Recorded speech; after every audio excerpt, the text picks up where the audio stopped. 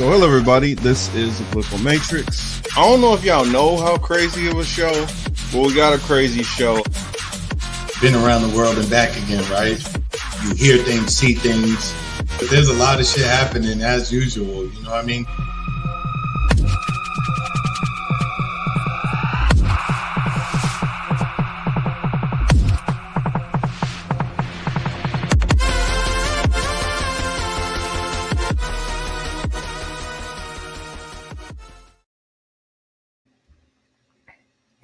Hello, everybody.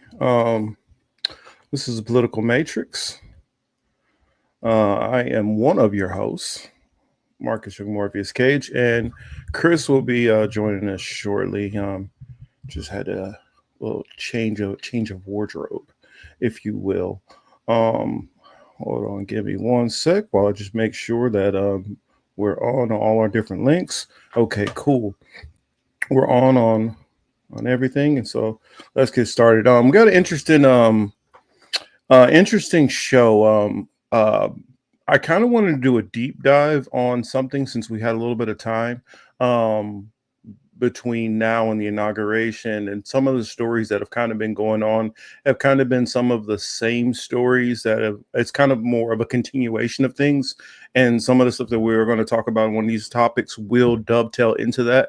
So I do want to go into that, and of course you guys know I always have a couple of news rundown stories that I like to bring up, but topics that we have, our main topics anyway. And shout out to, I see Miguel is out there, I see Sarah, Peace Dove, and anybody else who I have not noticed on the other different, let me double check over the different other outlets.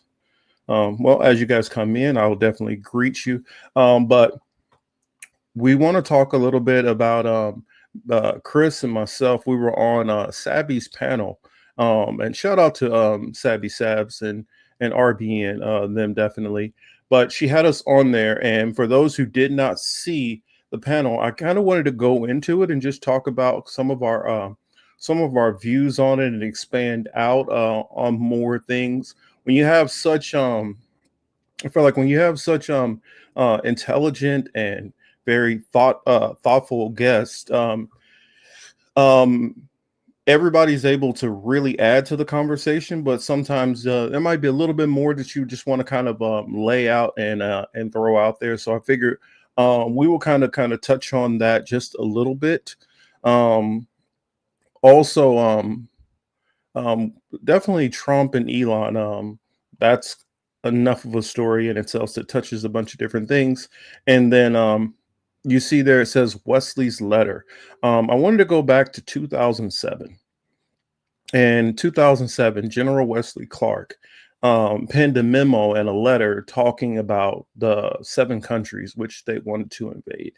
And I kind of want to go into that, discuss the status of some of those things now, and go from there. But in the meantime, until we get Chris back, I will go into some of my stories that I have here that I wanted to share with you all.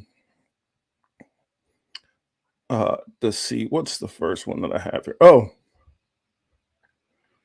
we have here, let me put it on the screen. I always like when I see somebody gets exonerated for something, they get found that, that person actually was innocent, and even though it wasn't justice that they had to serve whatever time they had to serve, they were able to get out and they were able to move on with their life, and some kind of rectification has happened. So I wanted to share this one first, this first story.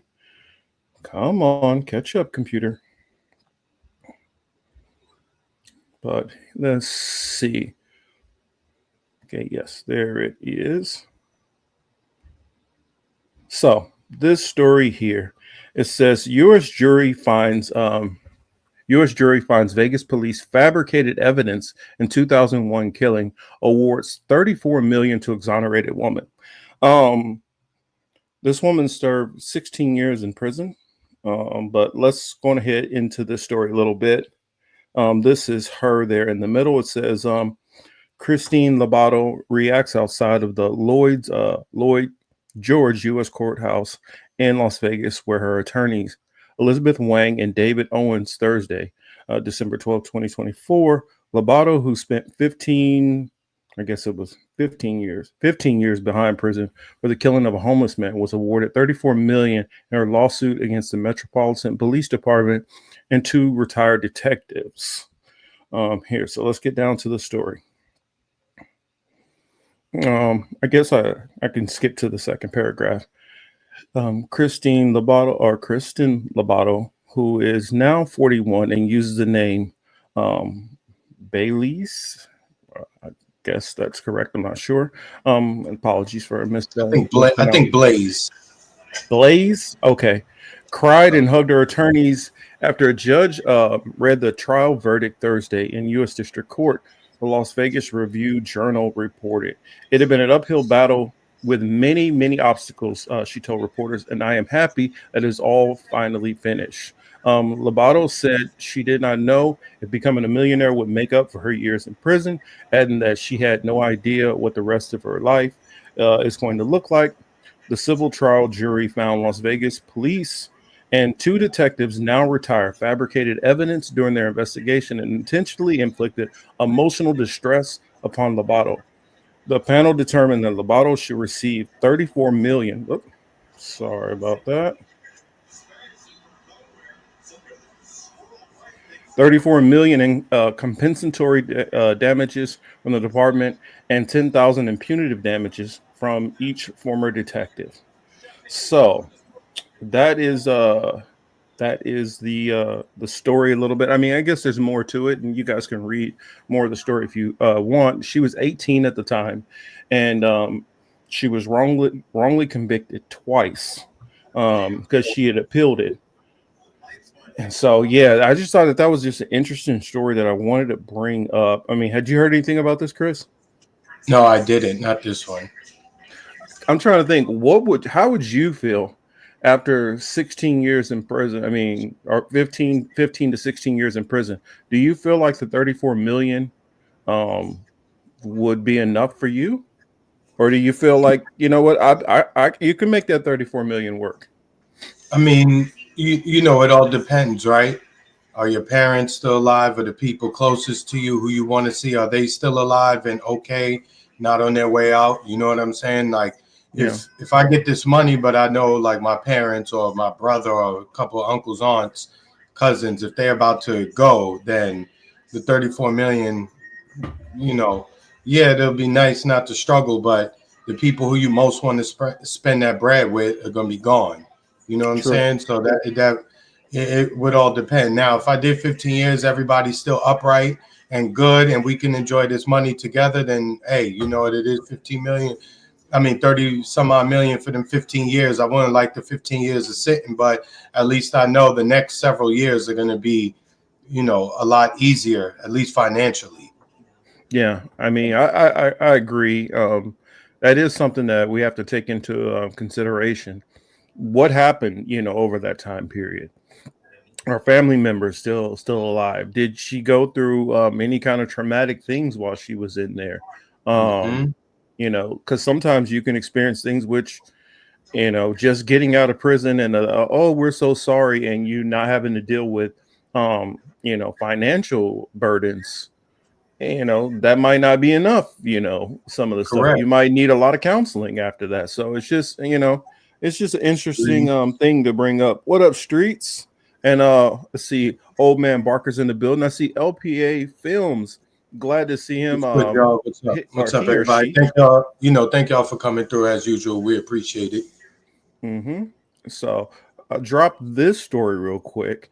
I know that you guys might not have heard about that story, but this story that I'm about to bring up, I know you guys definitely heard this story. And when I saw it, I was like, oh, just shaking my head. I don't want to bring this up, but I feel obligated to have to bring this up. This I see Rick is out there also. What's up, Rick? This story gripped the media for a little bit of time and become a hot button issue dealing with Chris trying to figure out what story are you talking about. You'll see in a second. You know how I am. I like to get your live reaction. So I kind of hold back a little bit. The Duke lacrosse story. You guys remember that? Oh, okay, yeah. Shorty came out and said she lied. Yes. I did see this. Yeah, this came across the wire. Hmm. But there was a little bit more in there while I was reading the story. I was like, what? It says, okay, Raleigh, North Carolina, the woman, and this is her above, who you guys are not familiar with her. Um, and for those who might not remember the story or might need a refresher, we'll read a little bit. The woman in 2006 falsely accused three Duke University lacrosse players of raping her, making national headlines that stirred tensions about race, class, and the privilege of college athletes. Has admitted publicly for the first time that she made up the story.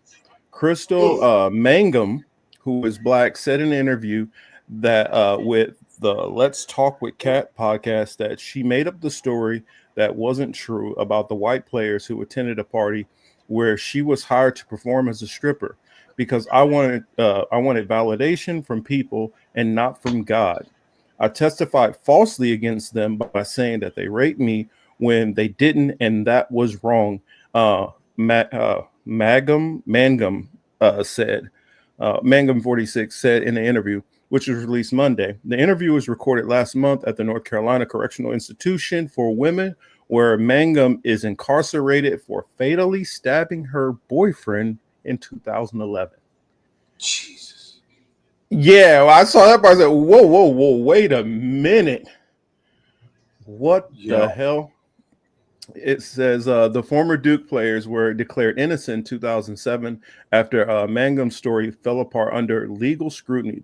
The state attorney's general office concluded there was no credible evidence an attack ever occurred, and its investigation found no DNA witness or other evidence to confirm Mangum's story.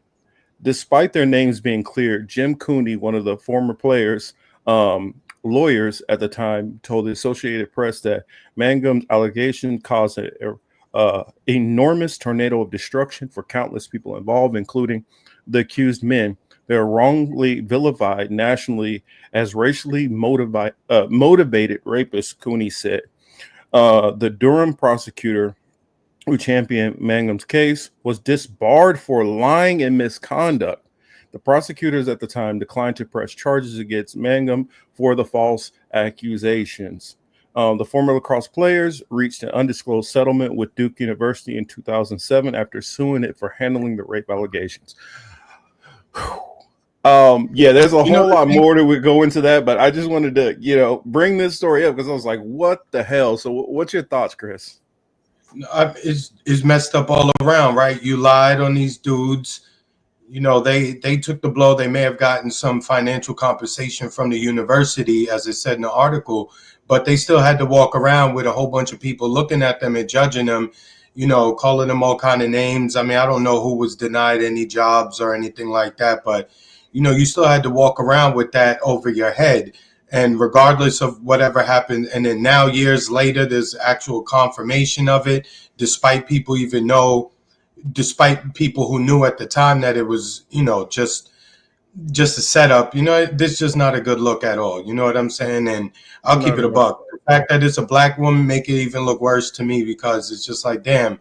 Again, when we accuse people of being racist, or you know, or when we point at acts of racism, it should be legitimate. You know what I'm Mhm. saying? Whenever you do shit like this, and you start saying and you say, oh, you know, these white boys did this to us, blah blah blah. Da, da.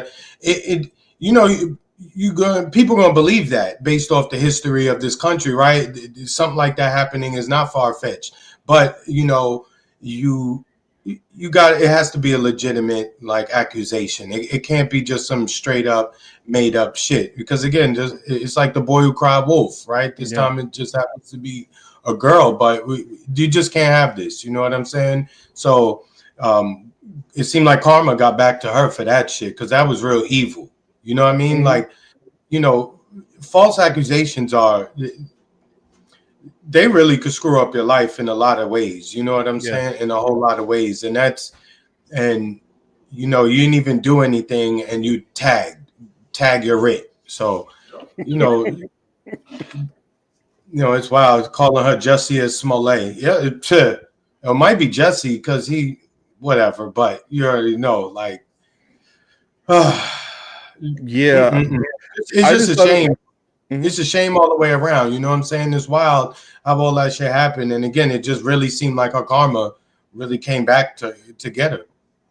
Yeah, I just thought it's kind of crazy how just last week we were talking about how we used to always be like, oh, well, trust a woman, and more and more we've started to see cases, especially on the high profile level, where it, no, there's some funny business going on, and there's other motives, They had and the mhm. son. They had the we covered it last week. They had the autistic girl saying that Jay-Z and Puff did something to her. You know what I'm saying? You listen to that interview. Shorty was just not all the way there, and there's no shot at nobody, but that's just what it is. As I said last week, these people do things, but just make sure whenever you do when you do call their name and make those accusations, make sure it's true. You know what I mean? Because look, you can apply this to like Trump, right?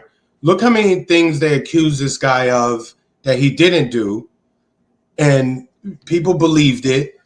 And Or it even just stuff, or even stuff that maybe he might have done, but it's something that you don't charge anybody else for.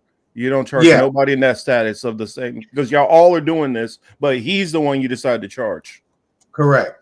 And then it's whenever you're the one who actually wants to deal in truth and facts and your pursuit of the truth and the facts, then because people are so partisan, they look at you as if you're supporting somebody for wanting to be real and accurate about a particular subject. So, there's a lot of people who, need to, lay off the emotions and, get to the facts of these matters as opposed to the narrative.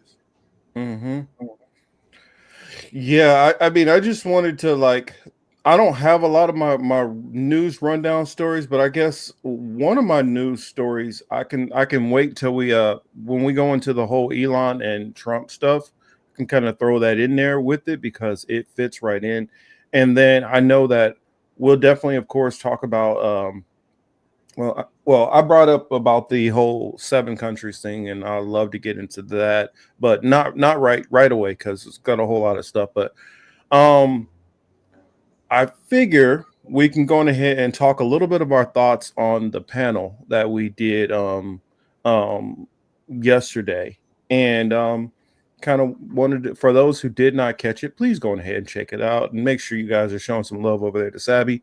Um, Actually, I say show love to all of those the different gentlemen who were on the panel with us. I myself have followed Jamal for quite some time, and I don't always agree with him. I'll be honest, but his coverage of foreign policy is always captivated me, and it even the knowledge which Mark Lamont Hill has, even though I don't always agree with him. I do respect his intelligence, and Dion, who we were on with. I definitely look forward to probably having more conversations with him and probably having him come through. Um, It'd be interesting to just have another different perspective, especially of you know black voices, and we don't very often have somebody who kind of leans a little bit more to the right on, and so I would like to have more of have more of that dialogue and see the things that we agree on with some of the people who are a little bit more to the right than us. Yeah. Oh, and Marcus, before we move on, I just wanted to follow up on, stories, talk about quick news stories and stuff like Hmm. that. Yeah, yeah, yeah. Um, I wanted to say that, and keep it with talking about courts accusations. Hmm. I just mentioned the Jay-Z shit. I just mentioned, Puff. Again, that lawyer, but Tony Busby. He's being sued by former clients. One girl is alleging that he burned her, he gave her a disease. I heard about that.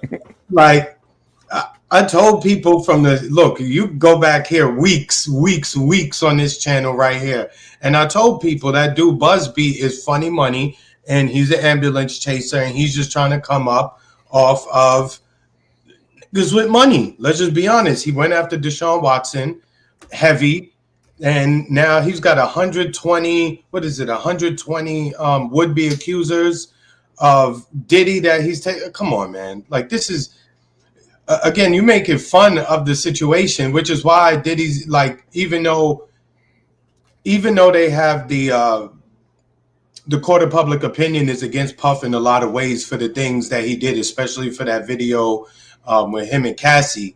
They're gonna make the court of public opinion at least turn neutral on Puff when they was against him, and it very much seems as if the feds are trying to litigate this case in the court of public opinion as well. And Busby filed suit because some investigators went to some of his former clients, and they offered to pay them to participate in lawsuits against Busby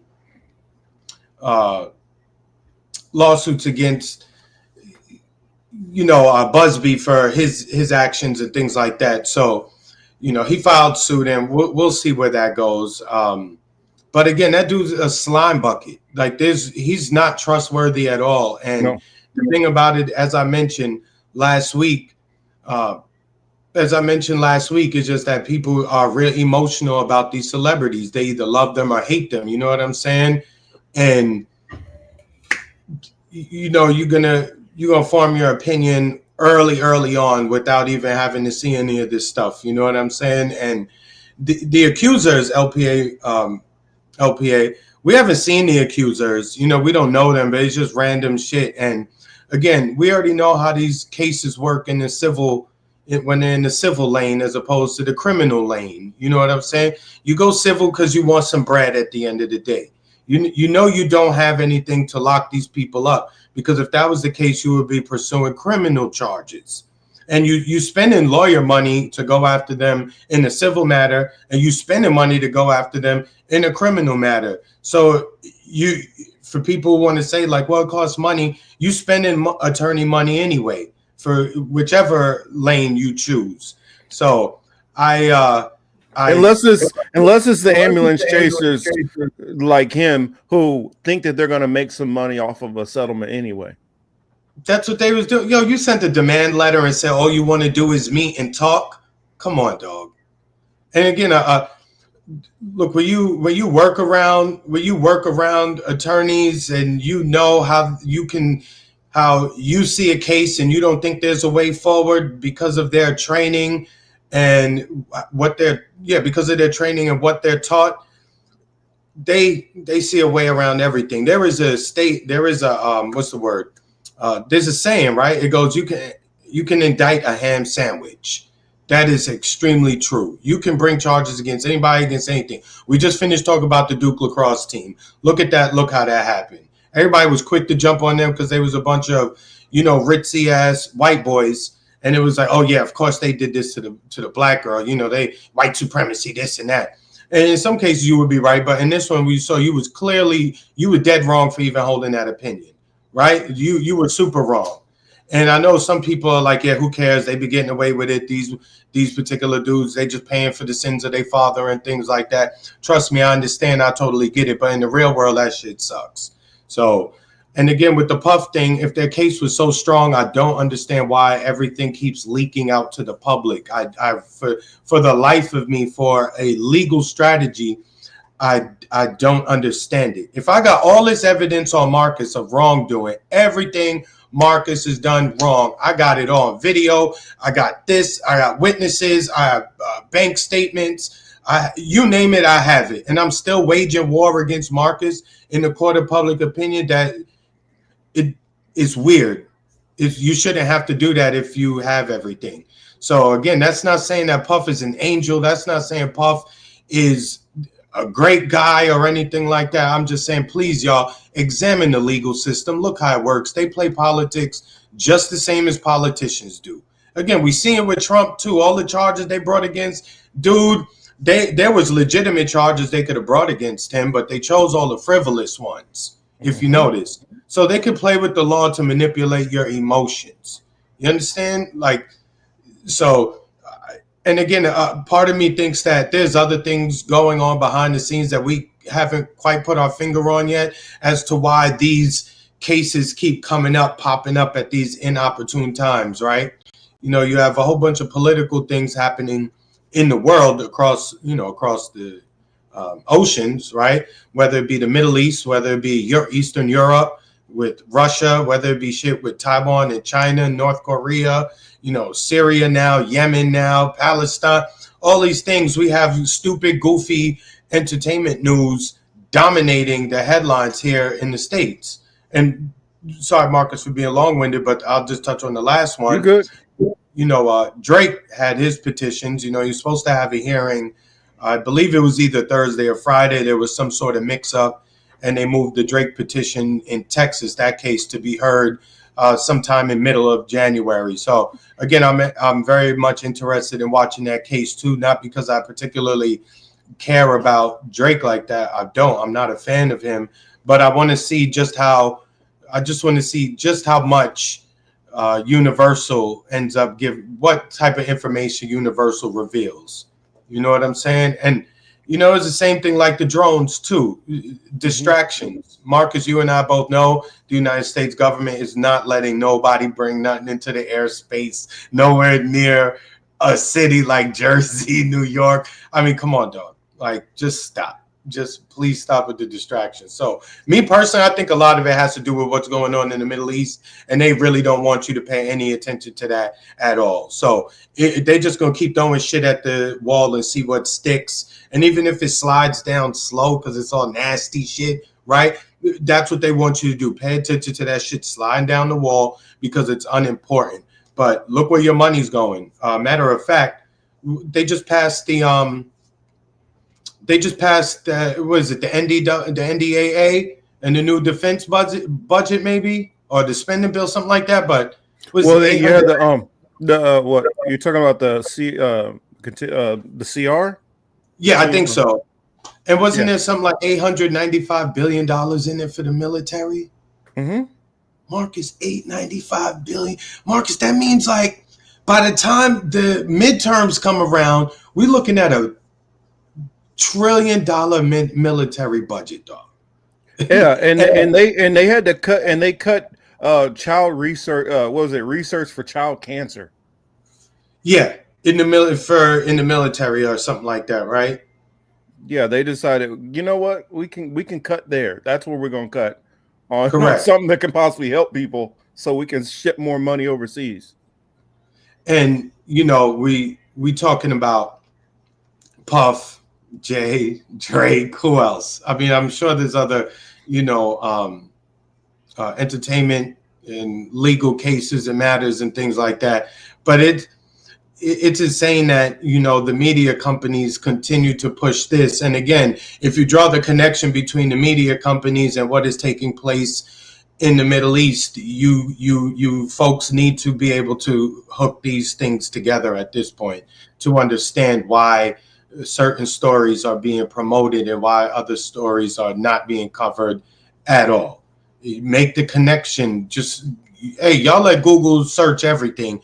Search these things. Pay attention. There's reasons for this. And I'm always saying this, so I don't want to harp on it. And Marcus knows exactly what I'm talking about. But again, people want you to look everywhere else but at what they're doing. Yep. And I kind of, that's the reason why, like, this story that I want to cover later, going into Wesley Clark, I want to like really dig into it so y'all can like get what we see from, instead of just the cursory glance at it. I want us to like really dive into, and so I got a couple of stories on that I wanted to go into. But yeah, I agree. I think somebody said in the chat that we got to make sure that we pay attention to all of these different stories. This part. Well, we'll get to that. We'll get to that. I don't want to jump around too much. But we'll get to that. No, but I'm just saying that was funny because if you look at the money that was in that bill for his company, yeah, that shit is crazy. Did I just freeze? For briefly. I mean, because that goes into the whole Oh, debt ceiling thing. Um, but all right, I mean, I guess we can go hop into the debt ceiling thing if you want to talk about that. Because we're already oh. kind I of mean, talking I about know it. they passed. I know they gave us some more money, right? Us, not us, but they No, gave well, out that's more what. money. Yeah, correct. They gave more money, not to us, but it seemed like everybody else is yeah, that was a matrix glitch, right? They was mad. They didn't like that. They said, "Wait, here you go again." Pause.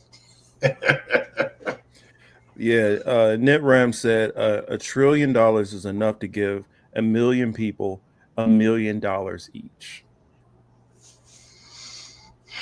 I know Whoo! I know it's enough to pay my electric bill and pay my car note, my car insurance. You know what I'm saying?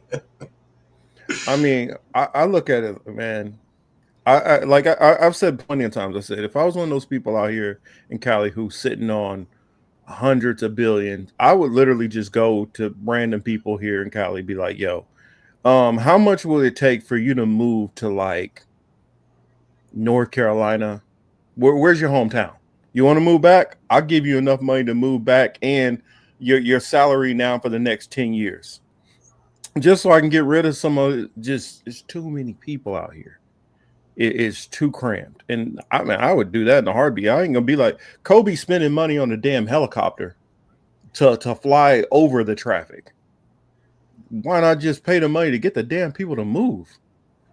That's how I live. Man, I have a billionaire party. So listen here, this is our agenda. Instead of trying to save more on a couple of 100,000 on taxes on our millions and billions of dollars, how about we figure a way where we can ease the comfort of life?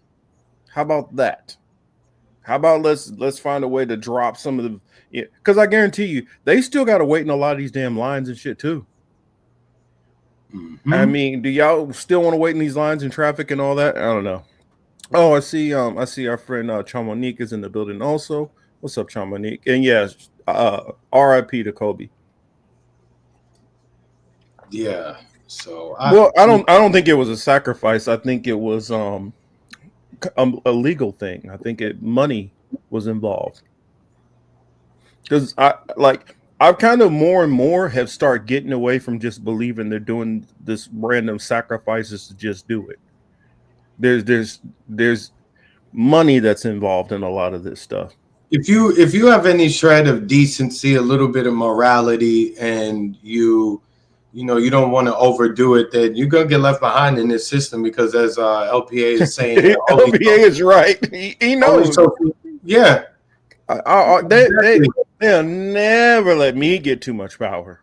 It's only sociopaths. You really just don't have to care about anything. You just really have to care about your little group and you guys maintaining order, maintaining control, and moving forward with the playbook that has been laid out for them and they've been following for generations long before us.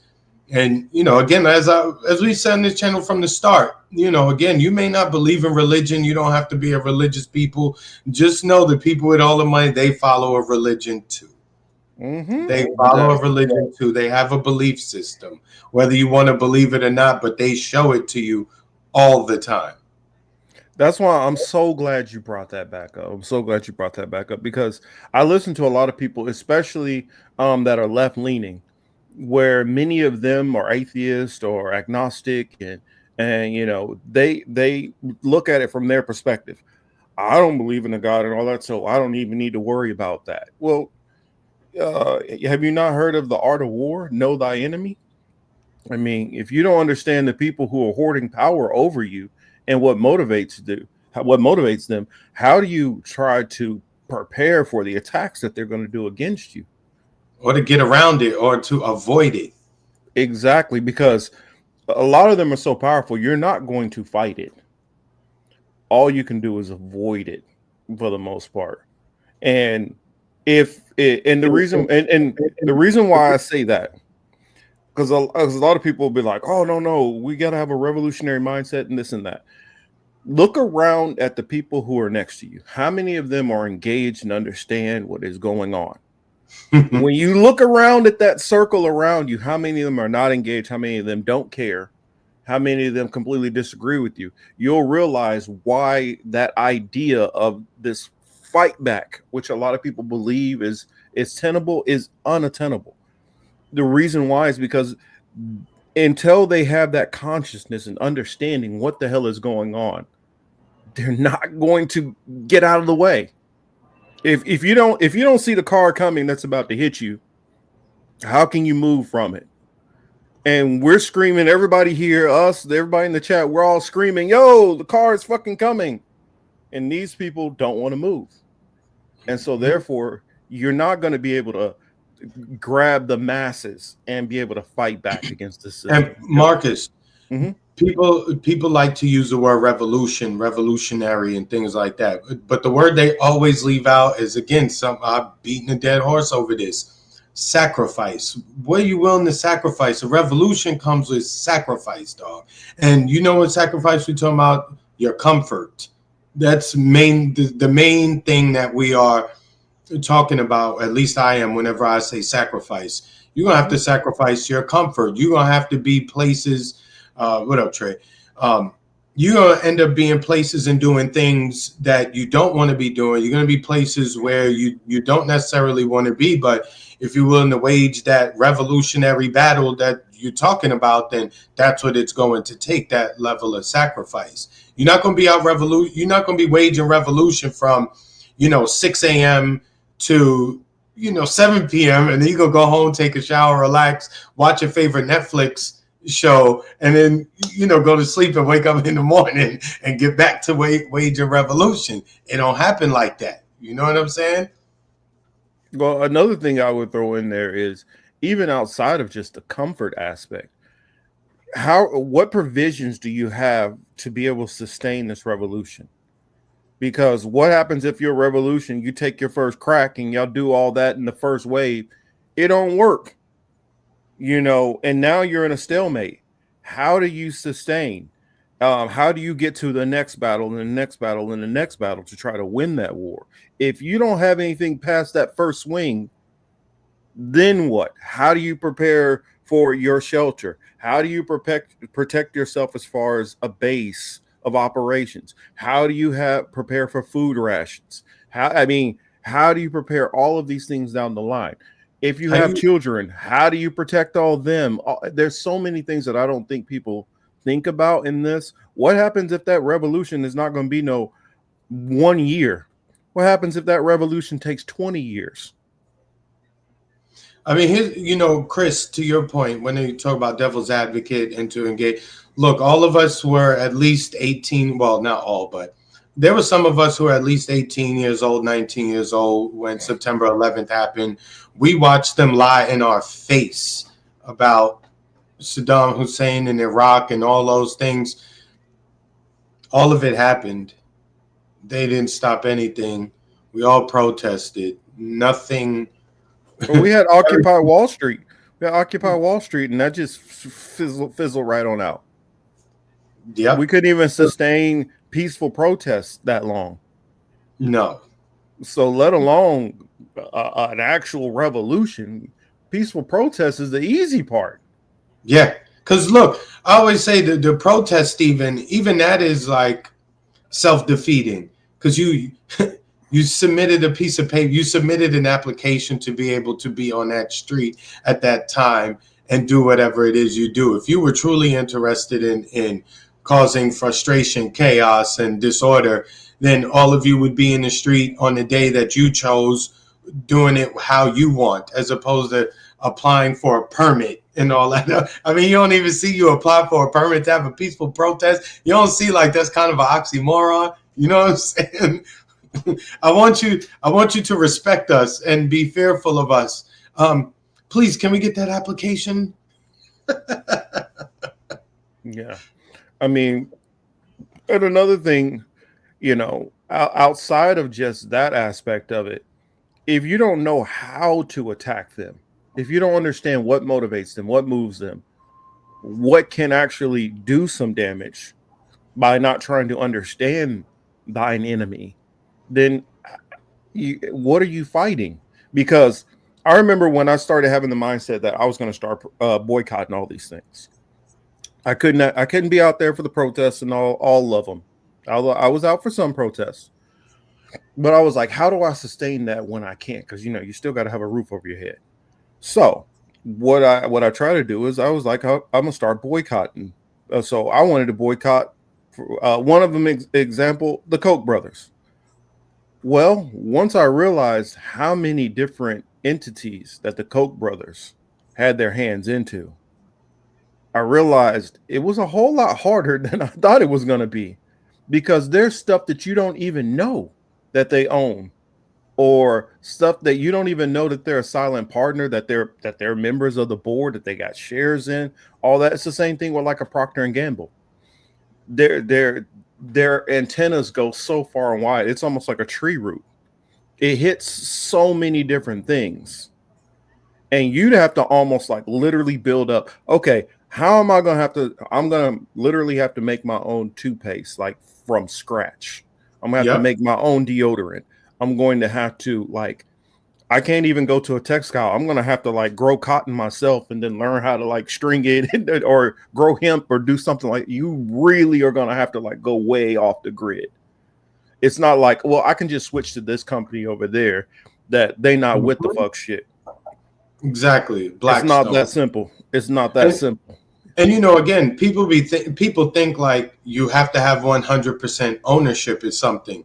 Look, if there's 100 shares, Marcus owns 40, and there's you know a whole bunch of other entities, and they total 60, but no one has more than 40. Marcus gonna have his word gonna have to wait, and that's Mm-hmm. how companies like Blackstone and Procter and Gamble, all of them, that's how they move. That's how they work. They don't necessarily they're okay with not having their name first or in the biggest font, right? But they damn sure in that contract, even if it's in the tiny, tiny small print somewhere, they're getting a check. Yeah, and when y'all were saying like, well, making toothpaste and deo is easy and repurpose old fabrics, I was just giving an example. It gets much more complicated than that. I mean, when you really understand, it gets way more complicated than that. And yeah, you can do a couple of those easy things, but not all this stuff, unless you literally just say, you know what, I'm gonna go to a deserted island somewhere. But then once you've done that, you're no longer in a way to affect anything because you're off on your own. So it's, I mean, And at that point, you trying to ship something. You like that. You calling you hitting your man who's on strike at Amazon right now, like, hey, when y'all go back to work, y'all ship shit over here, dog. exactly. So, I mean, you just got to find a way. Okay, how, if I can't hit them that way, how, which way can I go after them? Which way can I have an effect? And Mm-hmm. that's, everybody got to find their different things. Some people can live off the grid. Some people can make these different products to make others of us be more self-sufficient. Some of us are going to be organizers. Some of them going to be the actual boots on the ground. So everybody has a role. Like I say all the time, you know, there's different parts that make up a fist. Look, here's Different the thing, parts. right? And Marcus, look where we going. They just had some kind of police 2 days ago. There was some kind of manhunt for somebody who had stabbed somebody in like a 2 towns south of me. So, Doug, they had the police robot dogs out. You understand? Just for somebody who got stabbed, they had, I think, two. I think they had two robot dogs out and about in the streets, looking, walking. Dog, if you're not building EMPs or something, Yes. it's a wrap, yo. I keep saying that I'm gonna make another one of those videos that I made about all the different weapons and stuff like that, because I just did like non-lethal, like, and they've gotten even more advanced versions of what I did before, like how they're able to use like microwave technology to be able to send like heat waves at you, to stop protests, or they're able to, you know, create little small mini bug drones for surveillance. Even if you get drones, they have weapons which block jammers of drones. That's the reason why it's kind of funny. They're talking about all these drones, and yeah, they have weapons that can actually take drones out of the air. But these drones are just floating over these bases, and they don't know what the hell's going on. Yeah, exactly. And oh no, Marcus, hold on. We have to be serious because it was Iran. Iran hates America and its freedom. So while you're busy cracking jokes, Iran was attacking our neighbors and brothers and sisters in Jersey. So how dare you make light of that, Marcus? What the hell is wrong with you? Don't you know that they have special powers and they could get their people over here? Come on, dog. Don't be dumb, Marcus. Come on. Yeah, they got an Iranian Superman over there, and Iranian Justice League sitting over there.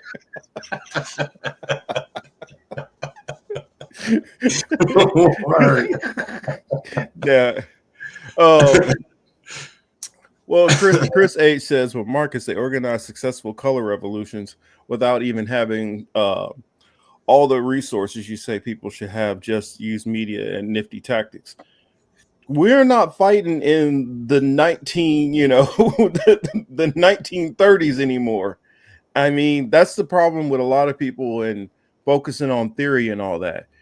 A lot of times y'all reading people who've been dead for 200 years telling y'all how to fight a revolution. We live in 2024, almost 2025.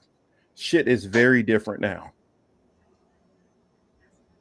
And I don't think that's factored in a lot of times. I mean, even with a lot of strikes, that's the reason why they're working so hard on all of this robotic stuff.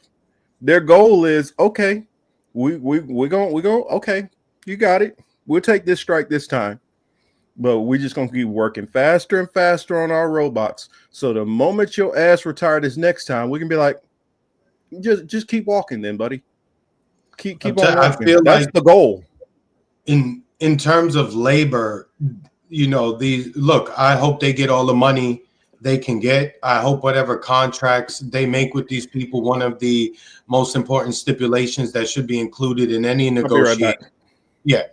Any stipulations that would be or should be included in these negotiations, in addition to higher wages, should also be them not get the company to commit to not replacing you or your coworkers with robots or drones. But unfortunately, we're past the point of stopping it. Over the last 4 years, they have a lot of these companies have spent a lot of money and R&D for automation. Again, that's something else Marcus and I have talked about at length here. It's just going to save a lot of money, and it makes sense if you're running a business. If if we remove ourselves from the side that we're on now, we put ourselves on the other side of this equation, you would absolutely be looking forward to automation, robots, and doing away with people. You don't have to deal with people telling you that they woke up late, or they're sick, or they got hurt on the job. You're going to eliminate so much cost from that side of it.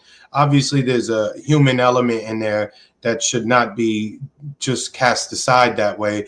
However, we have all not fallen under, but we all exist in this space where, money is everything. We value that over everything. So if you're on the side of a business owner, or you're conducting business, you're going to look for ways to maximize your investment as best you can. So if that means laying off people, then so be it. I'm doing what I'm supposed to do as a businessman. Too bad for those people. I mean, we saw what happened to Party City. I don't know if you guys saw the news yesterday, but Party City just told everybody, yo, dog, you done. You don't come in tomorrow. Or maybe that was yesterday and today they was done. But, Party City filed for bankruptcy. Yo, don't come to work. So, all those people, not to say that a lot of people were supporting the family on Party City, but maybe some of the people who worked in corporate, maybe that was their 9 to 5, and maybe they were supporting their family like that. But they just got told go home. That's clearly a dying industry. You have other companies that have popped up to, put a dent in their business model, but it's something you got to pay attention to going forward. And like I say, even with Amazon, it won't be long before They won't even need this fleet of trucks they have. They'll work out something with the FAA to have these low-flying drones around, and they will just literally start dropping these shit off at your door by drone. Mm-hmm. Oh, and I'm gonna respond to this real quick. Yeah. Chris H says, Marcus, the Maidan coup happened in 2014, and there's a color revolution in Georgia in 2024. Maidan wasn't even that sophisticated. Think of the countries you just named. Ukraine, which has been the mostly dysfunctional country of its whole existence. A fragile country is easy to do something like that in. The same thing with Georgia. We're talking about the United States of America.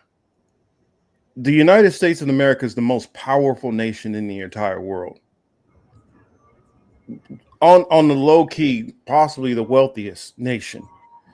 You can't pull that shit off here. Yeah, you can do that in some little backwater country, and no disrespect to people from that country. But I'm saying that you look at the military strength, the GDP growth, just the corporate power structure that you have in America, a little coup in a small area like that, that's the equivalent of comparing the Maidan coup to something or color revolution like that would be the equivalent of trying to fight a battle in Florida. What about the other 49 states? What about the National Guard that's going to come to bear? What about these other places? Don't have a setup the way we do. They don't have a state police, a local police, a sheriff's department, a FBI, a ATF. They don't have all of these different levels of security, or basically pseudo-fascism that is there, that's set up waiting for stuff like that. Because mind you, they are definitely, they know how crappy they run things. They know exactly how crappy they run things. That's the reason why they make sure that they protect themselves back. What's up, yeah, bro? I mean, you gotta keep in mind also, the GDP of California is literally like one of the 6 largest GDPs in the world. That's just California. Streets is stupid. So think about it. You take the GDP of California and New York alone, that's still bigger than most of the countries in the world. In fact, that's bigger than a lot of the take. Actually, you don't even have to take all of New York. Just take like Manhattan. Manhattan alone, the GDP of Manhattan is bigger than half of Eastern Europe. Insane. And again, I'm less interested in fighting anybody. I'm more interested in building with my own and trying to create something that is for us, by us, and works in our favor. Because I honestly think trying to fight the beast this big, and we're not prepared, we're not equipped, we're not armed, we don't have the resources and things we need to sustain a quote fight against these powerful forces. It's much easier to build up on our own. You know what I'm saying? Look to each other. Let's build our own communities. Again, people laugh. I was thinking this earlier. People laugh at me when I say it, but dog, we don't see the Amish crying to the government about a whole lot of things, dog. And I'm not saying they don't mess with no power though. That's true, but and I'm not saying their entire model is like what everybody should copy. However, what I'm saying is they learn how to, live their life in such a way that works for them. You know what I'm saying? Exactly. She's like, so those countries are damn, Shamanique, she taking shots. That's cold. That's cold. But I mean, it's true. And the missus of the house, hey. Liz, what's goody? She just called a second ago. I'm like, oh, I'm live. And that's another thing. Even like manufacturing things, our own clothes, medicines. Like I just, you got to think long term about this stuff, especially if you talk about revolutions, right? You have to talk about Because if they find you or your block of people to be problematic, they're gonna, if they don't just try to end you right away, they're gonna cut you off from all of society in any which way they can. Because you can't So go to hospitals anymore. you can't go to Walmart, Target. You can't walk around there no more. You can't go to Starbucks. You can't do none of that. You know what I'm saying? We already see how they handle some of these white people in the woods when they get to Waco and Ruby Ridge, and we see how they do it. What do you think they're gonna do with Joe Black ass? Look, matter of fact, we laughing. Unfortunately, look what they did to Philly with the Move campaign. Look what Yeah, they did to the them. move bombings. Yep. They literally bombed them. So Mm-hmm. don't think that they won't bring immense amounts of violence to you for getting out of order. And that's the thing. They didn't even go with full measures. They didn't even go like heavy-handed. They could have went way more heavy-handed than they did. I mean, keep in mind, all they got to do is say, you know what? We believe it's a martial law type situation. Full crackdown. Bring the tanks out, bring the drones. Hey, they want to act crazy? You know, let's start hitting them with RPGs and stuff. Let's start bringing out the real stuff. Y'all thinking, oh, I can get a couple of AR-15s and okay. What was that movie? What was it, Red Dawn? This is not Red Dawn, people.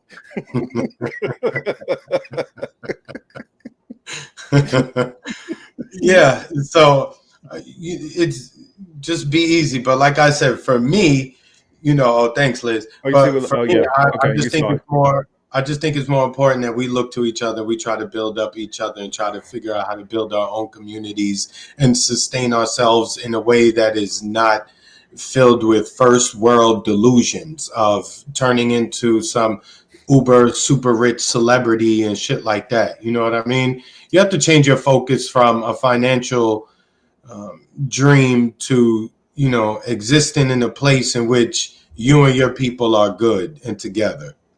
Yeah. I mean, it sounds corny, but to me, like, for me, that's what works. You know what I'm saying? Like they say, I'd rather be broke together than rich alone. And I know some people would prefer to cry in the Maybach over the Corolla, and I understand that too, because the seats are probably nicer and you got more space in the Maybach. I get it, but at the same time, if you're in that Maybach, chances are you probably solo dolo anyway, because now you don't want nobody trying to come for none of your bread anyway. So you're gonna change anyway once you hit that number. You're like, oh, I don't want Marcus around. He's gonna ask me for money again. I mean, people start changing those. It's some of these material things are literally, like you'll hear in certain books and stuff talking about a cursed object. Some of this stuff is, you don't see it on you. You don't see it, but the moment you start messing with this stuff, it does play tricks on your head. And just like getting a certain amount of fame or status can play tricks on people's head. And so you got to be, guard yourself in those ways also. But we didn't kind of wanted to hash out some more of that stuff from Sabby's from the panel we did on Sabby's Let's do it then. One of the things that I want, because I saw somebody in the chat, they said that nobody was saying anything about getting those checks from Trump, and I'm like, you got to make that shit up. This goes back to when I talk about how we do have a lot of people who are grossly miseducated. Now, maybe people who are watching our channel or watching Sabby or even Mark Lamont Hill and Jamal, they know what's going on. But think about it. How many other people you know of that don't know who I am, Jamal, Mark Lamont Thomas, or Sabby? Never heard anything like that. Oh, LPA saw that comment. I'm like, and she was like referring as if I'm a Democrat or something. I'm like, I'm not a Democrat. I'm just giving you an analysis from somebody who doesn't agree with any of this stuff. I'm just trying to give you the best analysis that I can. I'm not putting any kind of emotional feelings on none of this stuff. But I also leave myself open to being able to see what these people are saying here, what those people are saying there. Now, I'm not saying every black person who was voting for Trump, that was their motivations, not at all.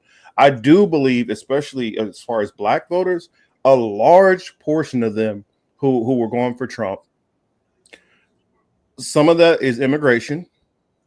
Another portion of that is, well, I remember under Trump, things weren't how they are right now. And though I believe that there are plenty of things that I could say some of it would be out of Biden's hands in a sense, some of it is in his hands. And so, though there's a lot of things like when they shut down the government for the pandemic, once they did that, it completely messed up everything. Now, do we know how long if Trump would have kept it shut down? Because Trump is the one who initially shut everything down. But people don't even remember that, a lot of them. And I'm saying people who are engaged and informed, they don't even remember that because of time. People forget some of these things. How do we know how long Trump would have kept things down? And even if he would have kept it down shorter, the supply lines and all that stuff, it got stopped. It takes a while to get all that stuff kicked back up again. And so either one of the presidents, there's a possibility that even if it would have been handled completely different, we would be still sitting in the same situation. I think a lot of people underplay how much stopping the supply line, how much that affects things. And so that's just something. So I feel like, yeah, a lot of people were voting yes on economy, on there was a lot of in the Black communities, especially I would say New York, Jersey, Chicago, some of those areas, a lot of frustration with the whole migrant situation. But Mark, don't get it twisted. Don't mean that because there are some Black people who are engaged and decided that they were voting for Trump for all these different reasons. Don't mean it wasn't a whole bunch of idiotic Black people who are voting for Trump for other dumbass reasons. I heard people say they voting for Trump because he a thug. Look at all the he got cases on him and he beat the cases. So let's not act like all our people are fucking rocket scientists out here. He's just like me, dog. I got cases. He got cases, dog. What are we talking about, my nigga?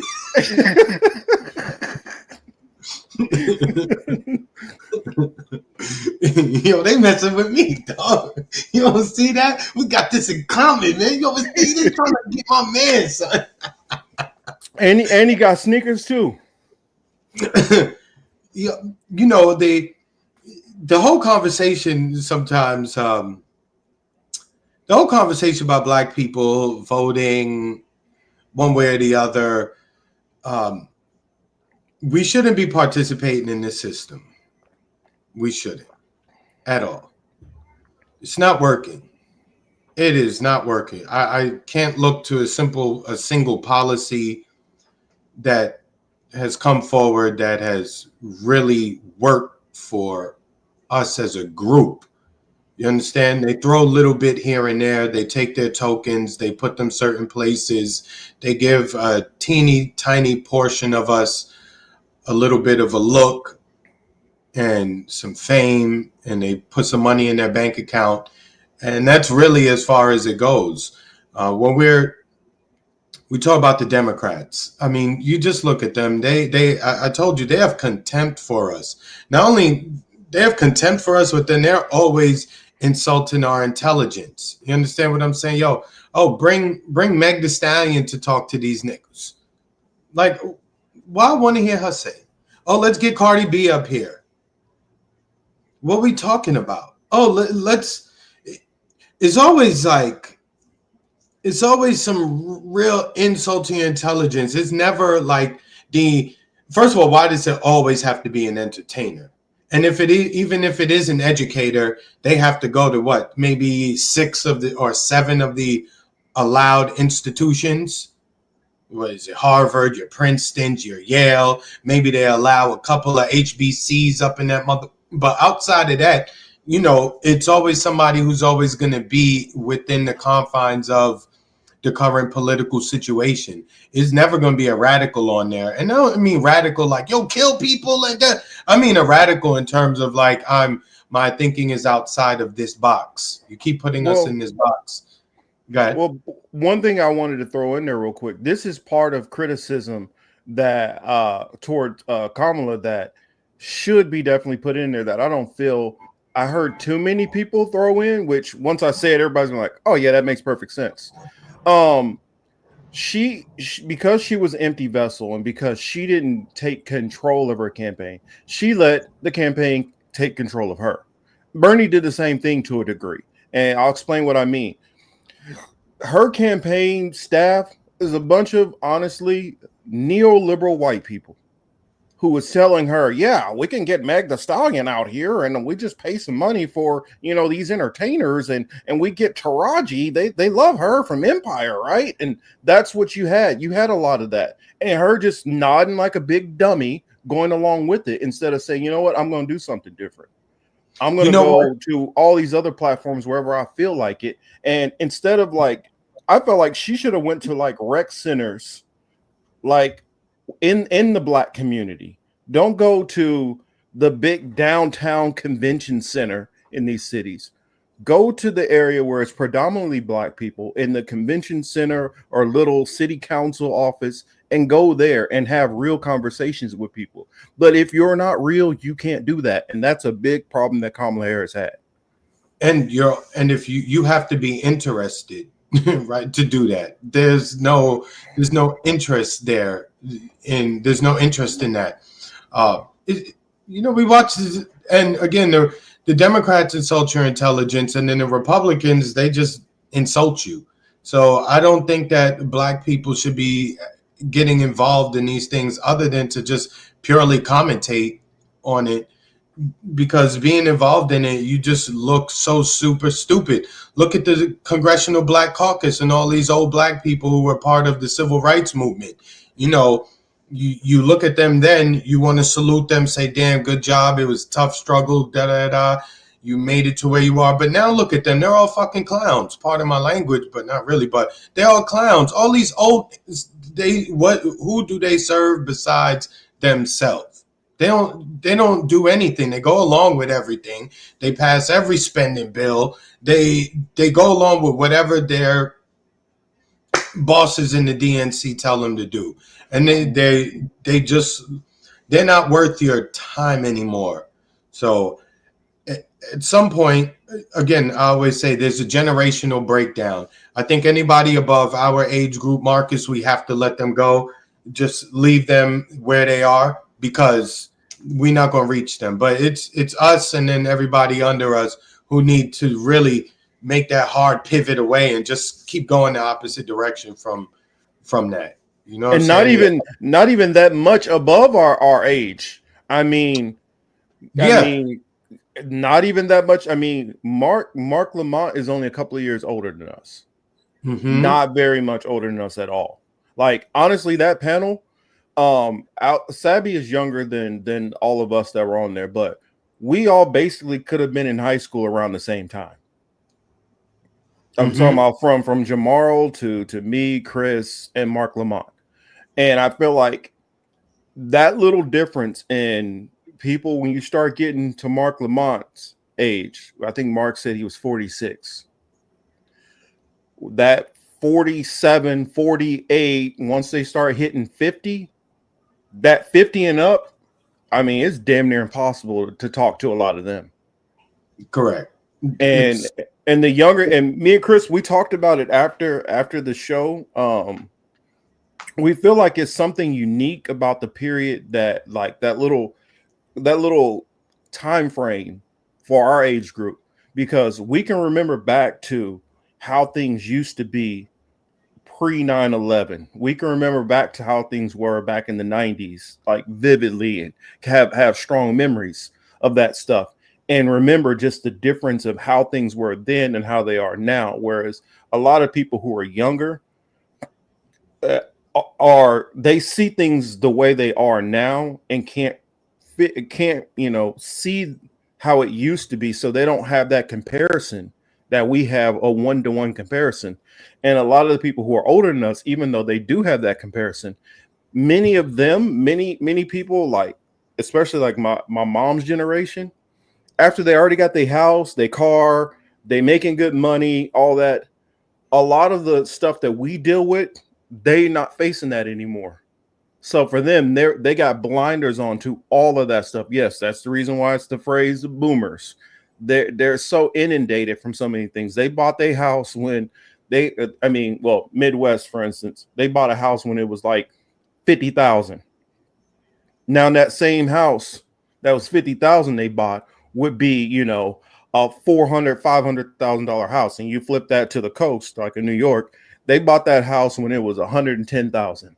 Now that same house is 1.2 million, and they don't connect how things change. They don't connect how wages have not kept up. They don't connect how inflation has changed things, and we can see it all.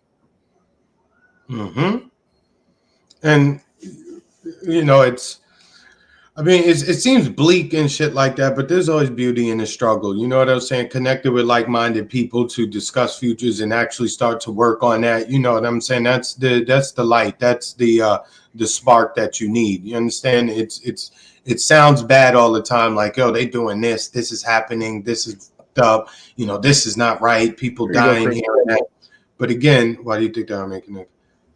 Why the older people not making the connection? Because one, they Marcus said they comfortable already. They passed that.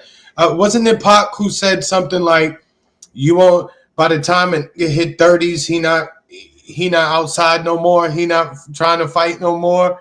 He's like, yo, I got all these things in place, and I got all these other responsibilities. So I ain't really trying to be out in the streets like that, fighting a revolutionary cause. So it's always going to be the young people who have to leave. But this generation of young people are different because of the internet. It's a major factor for them. They may not even understand what is happening because they have far too many distractions, far too many things that can excite their brain and take their attention off of the issues that we would know about, because we came up in the newspaper era, we came up in the radio era, we came up with 13, 14 channels on the TV era. You know what I mean? So our brains are wired differently. We see things that they don't. It's even like I was talking to somebody about movies and like telling them about some of the old great movies, and they can't rock with those older movies because they need to have a couple of explosions and 15 people die in the first 2 minutes of a movie to keep their attention. And with all of these distractions, the attention span of a lot of people in the younger generations is different. We watched some of those older movies where you understood why it started off slower. So you can actually understand this character. You can understand the motivations. You can see all the people around them as real people. So when the movie get going and stuff starts happening, you give a damn about the characters.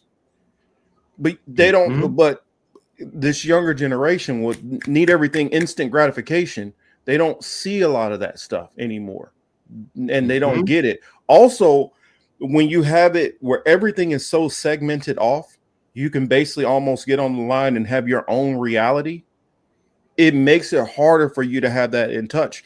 There's plenty of people in our generation, a little bit older, where they all know these all same songs. It can be a hip hop song, it can be our old rock song. We all know it, even if you maybe mostly listen to this one genre over here. It's because there was a connectivity with society as a whole, where there were certain things that were just cultural things where everybody was with it. Everybody knew about it. Back then, when Snoop first became big, the Chronic album, NWA, that was something that was worldwide news on everything. Everybody knew about it. Now, some of the biggest rappers, I look at Saturday Night Live and I see people on Saturday Night Live that I've never heard of before. I'm like, who the hell is this? And find out, oh, this person got 8 Grammys and they've been out for 15 years. Back then, that was unheard of. There's no way you would have had that level of achievement and everybody don't know who you are. And the net, the internet, it's, how I feel about it. It's a tool like anything else, right? Like I could use a hammer to smash your face in, or I could use a hammer to put together furniture and build a house, right? Mm-hmm. However you want to use it is on you. The internet has been good for certain things and it hasn't been good for other things. But again, it's the way people want to use it. We love entertainment. We want to be entertained. You know what I'm saying? This life is not that easy. Being entertained kind of just take your mind off some of the stress that you're dealing with. So I completely understand how people fall victim to constantly wanting to be entertained. And maybe it's just easier that way for some people. I know it's like, damn, that's a loser perspective. I'm not saying it's the only perspective. It explains why, so many people, why entertainers and these networks make and spend so much money. There is rhyme and reason behind it. And it's not just to make you laugh or smile, it's also to keep you from thinking about other things. Another thing is it's also set up to disconnect people from reality to a degree. Yeah, we would use entertainment as an escape. I love I love entertainment that's going way out there. The sci-fi was always my favorite genre of entertainment as far as movies and TV and stuff. But what's happened is now, and also used to have a time period where people knew what they knew and people knew what they didn't know. I wasn't going to get on here and start talking hockey like I know hockey if I didn't know hockey back then. Now you have a lot of people who hop on the internet and there's no humility of, okay, this is my wheelhouse. This is what I know about. Everybody believes they're an expert on everything.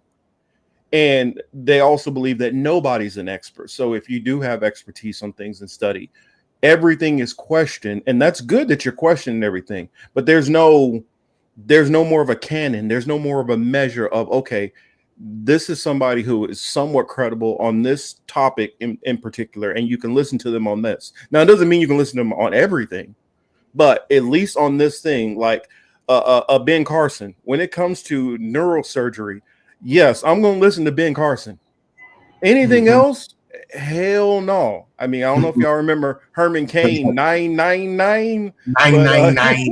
You gotta say but 999.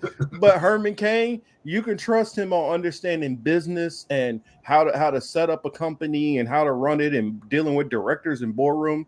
But when it comes to tax policy, I don't trust what you're talking about. And I think because there's everything's in flux, since everybody questions everything, nobody knows what to trust. And that can be dangerous also when there's nothing that you can say, okay, well, this is somewhat credible. And so everybody Mm-hmm. just picks whatever feels good to them. And that's why the Bible talks about, itching ears. If people go listen to whatever sounds good to them, whatever sounds good is the truth now. Marcus, you see this shit, man? What?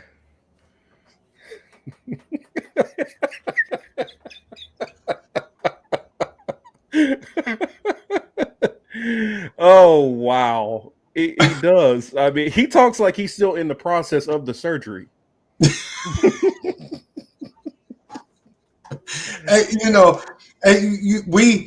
we talk about Democrats a lot and often here because it's not worth talking about the Republicans. I mean, if you didn't know that they're dirtbags and pieces of shit from way back when, then I don't know what to tell you. If you think that Trump is some, I'll save that thought. But the Republicans already drew their line in the sand as to who they are, what they are. So when I see black people being so disgusted with the Democratic Party, I'm like, all right, I clap for you finally acknowledging and accepting that part. Then I have to look at them sideways when they're like, well, I'm going to go be Republican and vote for Trump and da-da-da and because I want to stick it to the Democrat. It's like, yo, you fucking idiots. Yeah, you trading one boss for the next. Old boss is same as new boss, same as old boss. That's what you're Don't doing. like you either. Where are all these who was on TV and on the internet talking Trump, Republican, this? Where are they? I ain't seen them since. It's I ain't like seen them since. LPA said it earlier about one of the reasons some black people were voting for Trump, reparations. Like, that's how I know you motherfuckers are retarded. I'm just gonna call it, you are fucking retarded if you think Republicans are gonna give you some damn reparations. You were really outside. You were outside of your fucking brain. That's the dumbest shit ever. The dumbest shit ever. Most Republicans wouldn't spit on you if you was on fire. And you really think they about to break? These motherfuckers are trying to cut the government. They trying to cut every fucking penny possible. You think they about to give you something? The people that they hate the most? Yo, they trying to cut Social Security, and you think you gonna side with them, and they gonna cut you a check for reparations. They don't even want you to teach about Jackie Robinson in the schools, and you think they want to give you a check. Look, they want you to believe that slavery was just what was it? Migrant workers. Yes. That's why I'm like, I can get if you were like, no, I'm for the economy, and I think if we got rid of the migrant situation got cleaned up, it can help them. But when you say reparations is don't what? Nah. Yeah. Don't say. Or and another one for me is when I hear people say Gaza, you're gonna punish the Democrats with Gaza for people who gonna do worse on Gaza. That should just be something that's a wash. You don't throw that issue out because it's going. That's not you thinking that you're gonna punish. Only people you punishing is Palestinians. That's the only people you punishing there. Either side, you know. Because I look at it like this: the Democrats are gonna keep the status quo. They're gonna give what they're asked. They might try to complain out in the media and pretend they don't really want to, but the other side is like full steam ahead. Fuck them ninjas. You know, they really do not give a damn. They like, yo, you want to kill them all? Kill them all? Sure. Let's kill them all. Start a party. Hey, you want to go into that other country too? Yeah, because you got to remember, we're talking about the people who they really on that end time shit. This is a good point. I want to expound on this a little bit. Republicans and conservatives crash out when they hear reparations, George Floyd, Black Lives Matter, systemic racism, white supremacy. You know, the media heads and the people who make the headlines, they don't care about any of that. But what they do know is they're fully aware that their audience will become extremely emotional over this, whether it's angry, sad that they're not benefiting from it, whatever it is, but they just know that their audience are a bunch of spoons in the knife drawer, and they can use little things like George Floyd to get them all riled up and worked up, and they'll be talking about George Floyd for 2 or 3 years as if all of the Black community is concerned about George Floyd and like that. You know what I mean? They make it seem like all of us got pictures of George Floyd up in our living room and shit like that. You know what I mean? Like, and we don't. You know what I'm saying? We understand. Like, one thing you got to understand, yo, you do dumb shit, you play stupid games, you're going to win stupid prizes. So it's, you know, but that audience, that Republican conservative audience who trips out over, you know, anything Black or really it's Black folks more than anybody else. Yeah, they wild out on the Muslims and the gays and things like that. But that's temporary. That comes and goes, right? It's like, you know, up and down on the graph, up, down, up. For us, it just stays up. Anything Black. Anything Black, they work there. And they just know that most of the people in the middle of the country, a lot of these folks in the middle, well, across the country, they just know a lot of these white folks are racist and they really don't like niggas. And that's the best way to get them to continue contributing to their political campaigns, is to tell them that the government doing something for Black people that they shouldn't be doing. They're going to trip. That's what Thomas got a couple of good comments here that kind of tie into that. What it says, Chris lives amongst elite white neoliberals, and I get why he has that freaking burning hatred for him. While I and Marcus have lived among the far right neoliberal whites, and so we've been around the far right and the neoliberals, and the neoliberal whites kind of have I'm helping you because you don't know how to help yourself, Deshaun. They have that kind of you know, I need to be a leader for you. I need that white savior complex. The the far right, the ones that I grew up with, they hate. Hey, you remember the player haters ball? Of course. They Of like, course. I hate you and I don't even know you. That's how they are. They like Mm-hmm. hate. They got Tyrone Biggums, not Tyrone Biggums, Clayton Bigsby. Clayton If you got Bigsby. if you got hate in your heart, let it out.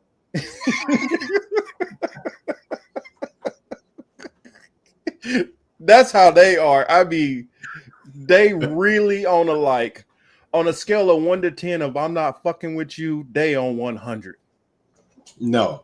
And you gotta be Uncle Ruckus to really get in with them. Yeah, you You gotta be gotta like, be oh, I can't stand them niggas. you gotta be you gotta be for white Jesus. Thank you God for white Jesus. No, that's what you really gotta be like. Let me lock my doors being around all these Negroes. And, oh, get my Purell out. Oh, they touched me.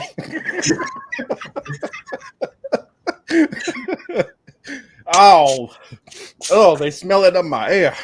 They contaminate my air with their I'm Georgia telling you. bows and they curl You know, activator. speaking of entertainment, though, the Boondocks is one piece of entertainment that was good, and it's too bad that that Aaron Magruder is not, still producing episodes, because I think right now that would be some extremely funny. The amount of material that they have to use is, oh my god, like you got freezer full. When you go to the store, you buy a whole bunch like chicken, beef, whatever it is, you store it in your deep freezer. Like the amount of material they have is like a couple meat freezers deep. Oh, and side note, before we go in, did you watch that Superman trailer, dog? Yeah. Yeah, I didn't like it. I thought that should look weak as hell. It just looked real suspect, and It looked like a Netflix movie. some people were saying CW. They said it looked like it was about to be a CW special. The only reason why I say it don't look CW because you could tell they spent a little bit more on the CGI. But Yeah. but you know how all the Netflix movies, how they all film in like this certain color. It's like all fucking Yes. super bright. Mm-hmm. And that's when, and he even said that was part of his goal because he wanted to try to do a callback to, the Christopher Reeves. And Yeah. I'm like, dude, the best part of the newer Supermans is the costume. And you want to go back to and then also I can already tell if you're trying to do a reboot, you're already throwing way too much shit in there. Mm-hmm. You got way too much going on already. So I when I see that, I'm like, and I already know, watch, you're gonna see the runtime on it's gonna be like an hour and 30. That means you Yep. ain't gonna have enough time to flush out any of this stuff, and you're just gonna throw it all into a pot and hope it works because you think Correct. you can get enough people who grew up on comics to just be like, oh, look, and there's this, and look, Mr. Terrific, and look. Mm-hmm. That's basically what it is. It That's what just they're looks gonna like a do. cash grab. And also, too, it's very funny. A character like Batman, who would need a lot of assistance, manages to get everything done on his own. Somebody like Superman, who doesn't need much assistance, or he got to have his dog now drag him home. I Yes. mean, yeah. Dude, Mm-mm. they literally took a combination of storylines and just threw all of it together. Yeah. Like, I guess now this is the way they're trying to introduce Green Lantern too. I'm like, oh, Lord. So you throwing Green Lantern in there, you throwing Mr. Terrific, you throwing this this was kind of funny, which Chuck put up there. But it's just too Mm-hmm. much. It's just too much stuff. So Yeah, it is. that we know we got to nerd out every now and then for y'all. So Yeah. So that just real quick. I just wanted to know your thoughts on it. So, else, where no. we going next? Next, well, I guess we talked about it a little bit. I don't really have a whole lot to talk about it, but if I was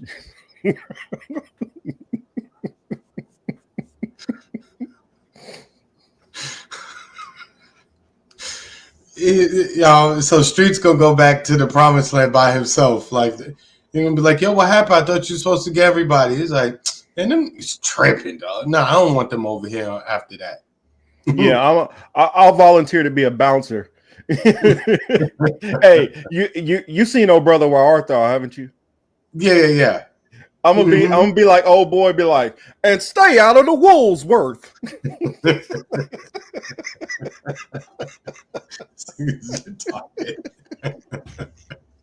Oh man, for y'all that ain't see that, man, y'all got to check out that old flick. It was a good one. And I don't even mess with country music like that, but that movie was a good one.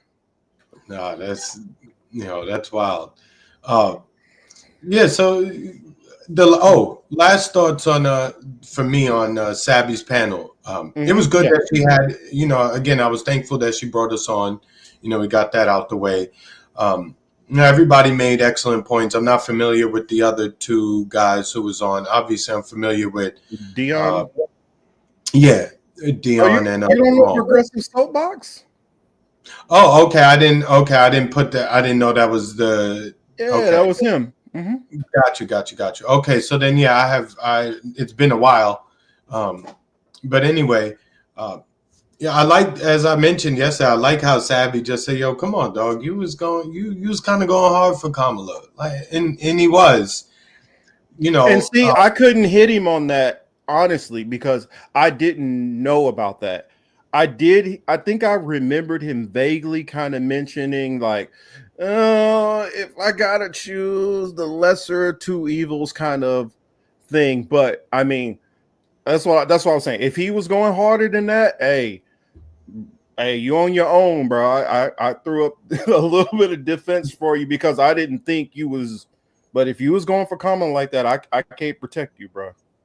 My thing is, I already deem them both to be just piles of excrement. So I would never tell anybody to eat the excrement of a dog over the excrement of cat, right? I'm saying it's literal that, so I'm good. I'm not interested in participating in any of it. And, I know people will say, well, this side is this, and the other side will say, oh, well, this side at least this or at least that. You guys could keep talking about at least. You understand what I'm saying? Like, I'm good. I'm going to go away from there. You know what I'm saying? To me, it looks and smells like I don't want nothing to do with it. You know what I'm saying? I like my cologne. I like how that shit smells. I don't want nothing to do with that over there. And there's no benefit for me whatsoever. None. And to the extent that there could be a benefit, very short-lived. And again, I'll be so far behind the line that, by the time I get to the front of the line, it should be closed anyway. I mean, they're already talking about messing with Social Security. It's like, goddamn, I've been paying into this since 1990 something, since I started working. And you telling me that I ain't gonna get shit? Like, that's what I'm in. Now, if you want to talk about at least, I would at least back a politician who is interested in keeping that going. But none of them is able to do it. The current president, if he had his way long time ago, he'd have been cut that shit. Yeah. I mean, you talk about paying into it for a long time. I know how long I've been paying into it. Since 95. See? The same. Mm-hmm. So 30 years coming up in and I'm like, ugh. Well, that's the one thing I already said about this administration. The only thing that gives me a little bit of hope is like what I saw with kind of like this Elon situation, how he jumped involved in the debt ceiling. My first job was at a Kroger. He worked at a grocery store too. Mine was a Price Chopper in Kansas City. I was a bag boy and one of the best there was. But anyway, back to it. I look at if Republicans are going to jump every time Elon say something because they're scared he's going to threaten their district, I can see the Republicans having a hard time getting a lot of things done. because it looked like they're gonna spend so much time with purity test on each other. And no, we need to get this, acting like that there's not a whole other side that you got to negotiate with. I think that they're probably going to trip themselves up more than anything. And so I'm hoping that that will delay a lot of things that I've heard, some of them that I know that they do want to do. But For the never know. Trump supporters, right? You tell me how much of a good guy he is and how smart he is, and I guess they would say he was a genius for delegating some of the work. But I never seen a dude more pussy and needs more people to hold his hand to help him cross the street than anything. I mean, it's even worse than Joe Biden. At least you could say Joe Biden was mentally gone. At least you could say he's a mental patient gone awry. Y'all let him walk around outside, without security or some kind of aide next to him. But y'all keep telling me that Trump is this he's the man and he's this and that.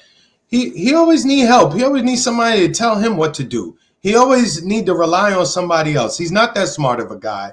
All these people who hate vaccines and they hated the lockdowns and all this other stuff. Trump run around calling himself the daddy of the serum.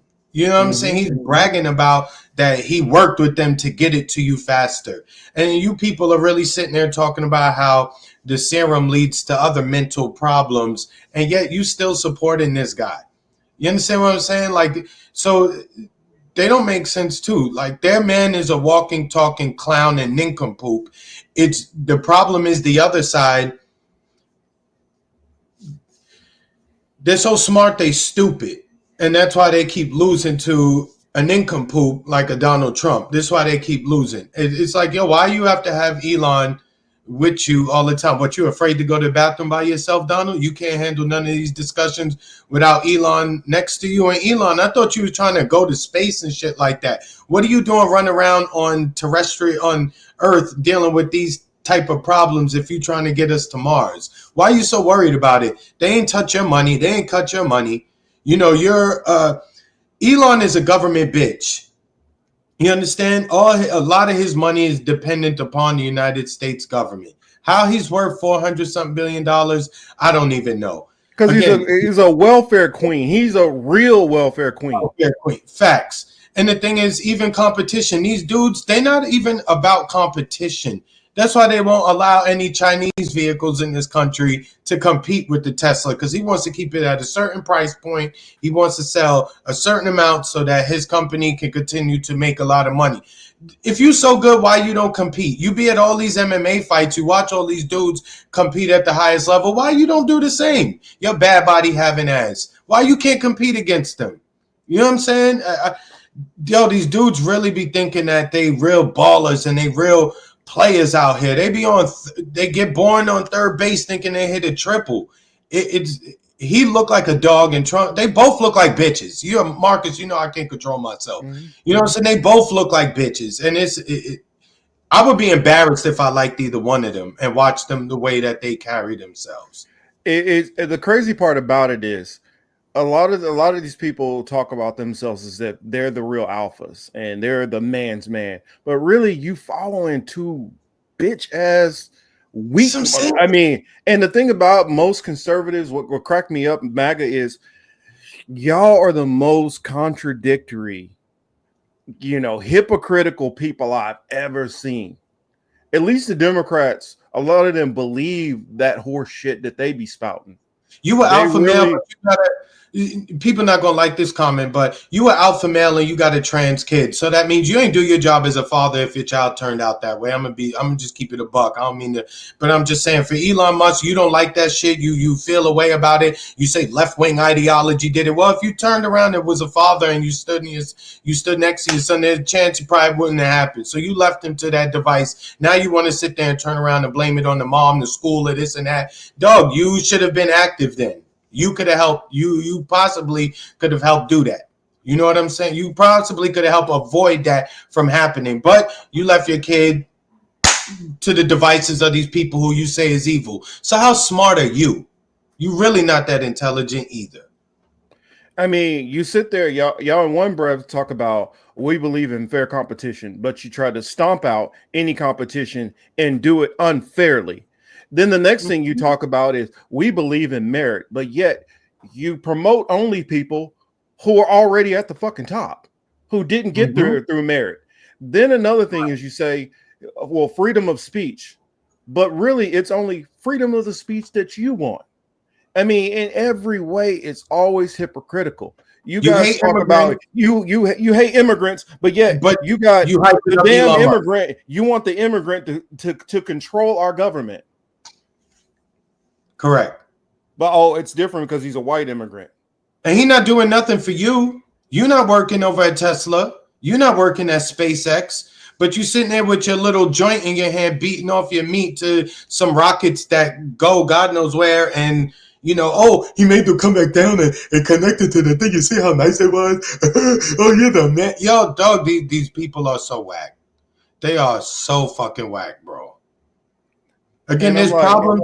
There's real life problems. He's talking about the budget and where money going. Why are any of us contributing to SpaceX? Why are any of our taxes going to SpaceX? Tell me why. well, For then what? and then another thing, y'all talk about you don't like the cronyism and insider trading and all that. What the hell do you think him and Elon and Vivek are about to do with this? What the hell do Mm-hmm. you don't think Trump putting all these billionaires in here? Y'all think that he's doing it because he thinks that they're great businessmen? No, he's doing it because they gave him money. It's all transactional. All of it. And y'all sit up there kissing ass to people who literally are the same people who send, they send you the in the mail, they send you your termination. Oh yeah, 100,000 And workers all Marcus, shut down. And you guys are bowing down and love these people. I mean, you're talking about Trump. Trump, you can look at this dude and tell, I don't think he's ever had a tough day in his life. He looks like the most feminine man ever, but y'all act like this man is so macho and so tough. It's mind-boggling to me. I don't want to touch your hand. You have germs. No, get away from me. Like again, that's soft behavior. And you know what's funny? They don't mind having women in certain positions of power. They just don't want women with power over them, right? And all this, all the red pill guys like, oh, your wife's supposed to listen. Your wife's supposed to listen to you. You know what I'm saying? Your wife's supposed to listen to you. Your wife not supposed to tell you what to do. Da-da-da. Well, ironically, Miriam Adelson told Trump what to do, picked this whole cabinet, told him who to pick, told him who not to pick. A woman running him. She gave him the bread and told him everything he's going to do, and he's following suit like a good puppy dog. So again, you guys think you're looking at an alpha. He's really a dog. And he's a poodle. He's an old poodle. He can't even be an attack dog. Actually, no. That's where I'm going to disagree with you, Chris. He is not a poodle. Poodles are actually beautiful dogs. They're nice. He is a Pomeranian. That's what he is. He's all delicate and boo, boo, boo, boo, boo, and then that's him. He got a lot of bark, but he's gonna sit there and be all prissy with his little hair. That's what he is. But won't bust a grape in a fruit fight. That's what you're dealing with. Now the pug, that's Elon. Elon is the pug. No, Jonina said he looked like what she said? She said he looked like a bag of milk.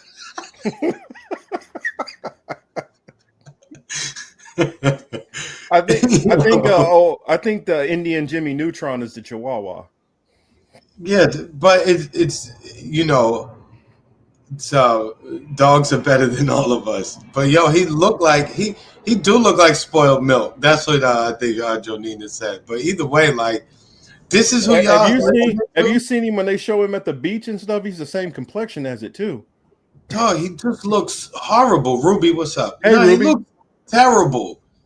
He looks just ugh. Again, that's how you. Again, I'm sorry. This is how you know these dudes be paying the women in their lives. There's no woman who saw him and was like, "Ooh, yeah, I'm ready." Well, another thing is, how you gonna sit there and say America first? But this mofo, every other speech, he talking about what he want to do for another country. Every speech, every single speech. And, Elon don't push back on that. I've heard the entire would-be cabinet. They've mentioned other country more than they have mentioned America. So this tells me again, they're going to use Trump to be saying the wildest things on camera so you can be distracted from actually where our dollars are going across seas, particularly to one country. Be right back. Yeah, particularly to one country. And that's why it seems as if they have Elon around there, because he's also going to provide some credibility, and he will also take some of the blame. We won't be looking at who really is fun. Everyone is like, oh, Elon is the one making decisions. Elon is the one making decisions. No, he's not. The person who gave Trump $100 million is the one making the decision. It is the one who it's the people his son-in-law is close to. Those are the ones making the decision. I mean, they make all the decisions here in our government anyway. I guess now they just don't have they don't feel the need to have to dress it up or hide anymore. But that's what it is. And I feel like black people, to go and just make a reference back to Sabby's panel, a lot of, we talk about policies and people and things like that, but, there is there's particular groups that really, really, really don't want us to do well. And until we actually face that and, accept the truth for what it is, then we can find a way past it or a way out of our current situation. But we're too divided on so many things. But, only certain people have the levers of power. Yeah, I mean that we kind of brought up Trump's donor. I feel like it's a good transition into one other topic. The Wesley Clark letter. Wait a minute. Let me double check over to the Rockfin real quick. I ain't looked over there in a minute. Rockfin, what's up, y'all? How y'all doing? What's up, Leonard? Leonard Trust Fund. He says, I don't think it's about Elon as much as he has a platform. He posts something while not everyone agrees with, you get a read about how the majority of Americans feel. Honestly, but that's not exactly true. He controls the algorithm. He bought the platform so he could control the speech. He literally made it now where you have to have a premium to stream on there. On top of that, I literally get people who I don't follow at all force fed into my feed, while people who I follow, who I even put the notifications on, I don't even get all their stuff. I don't even get all stuff. I don't see Marcus's stuff, and I see Elon Musk tweets like probably 40 million times a day. No matter how much I hit that home button with the little blue on it to take you to the top of your feed, no many times I scroll it down just to refresh and just do that a couple times so I could get through a feed if it's been several hours since I looked. I scroll through and I see more Elon Musk tweets than anything, and I don't follow Elon Musk. Yeah. I mean, Elon is basically set it up so that he can have the biggest microphone. I mean, when he found out that, what was it? I think a Biden tweet got more than his. He went back, told them, and said, yo, y'all need to fix the algorithm and pump out my stuff over his. Now, I'm not saying that Twitter was great before. I'm not saying that. But what he's done, he slanted it specifically for a narrative. And he is like, this needs to be on my page. Well, also we have to, in addition to that, because that is also true, but we have to also call out all the pussies who ran off of Twitter because certain, their politics, the politics didn't go the way they like. So I'm getting off of it. I'm going to Blue Sky. I'm going to Threads. I'm just getting off Twitter altogether. It's just a toxic, a lot of pussies ran off the platform too. So obviously, even though I didn't particularly like or care what they were saying too, but at least provided some sort of balance to the timeline. There, with a lot of those people who have left because they're so easily offended, it left a lot of the right wing space on there. And Blue Sky won't even bother to put that on my phone.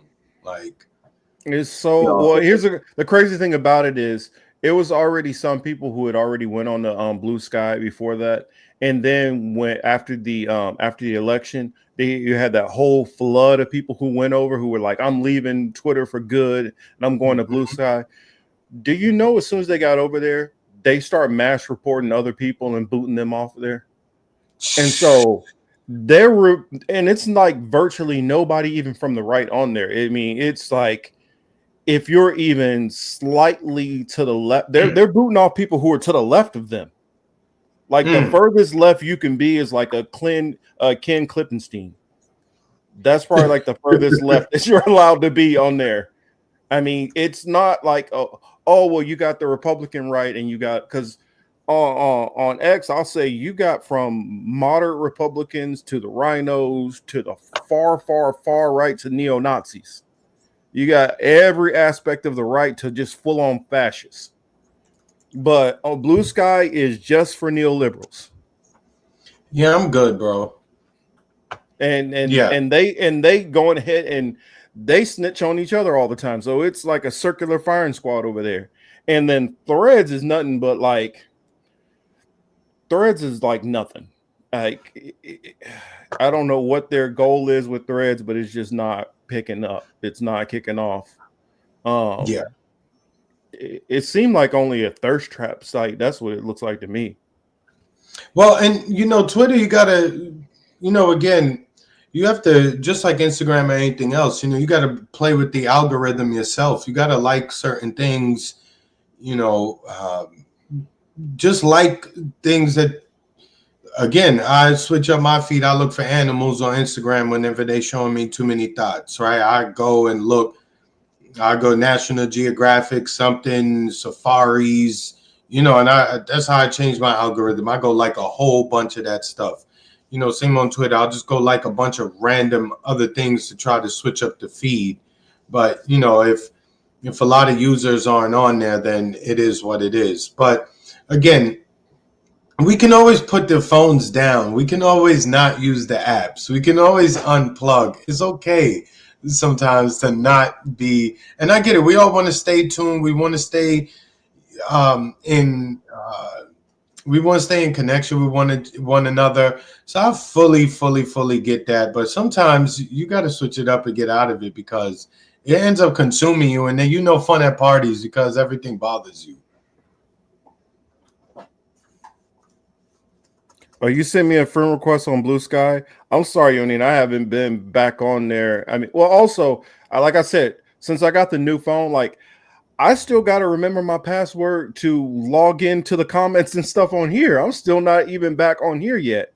So it's just so much stuff that I'm trying to remember passwords and keep trying it over and over. So it's going to take me a while to get all my stuff back to the way it was, because when I went on vacation, my phone just fucking it went kaputs on me. So still trying to, that's the shitty thing about he ain't messing phone. with no damn Blue Sky. He ain't messing with that shit. I'll try because I want to try to be able to meet different people where they're at and try to get new audience onto here. And I just don't know.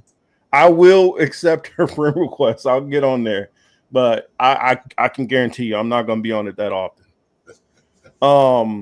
And Facebook, my problem with Facebook, I saw Saul talking about it. Facebook, I eventually made it to a point where I only get on Facebook to deal with family and friends, like people I actually know in real life. And I don't talk no politics or nothing on there. And I only talk to people who I actually know. The problem with Facebook, though, is it seemed like it got a lot of people's accounts are always getting hacked on there.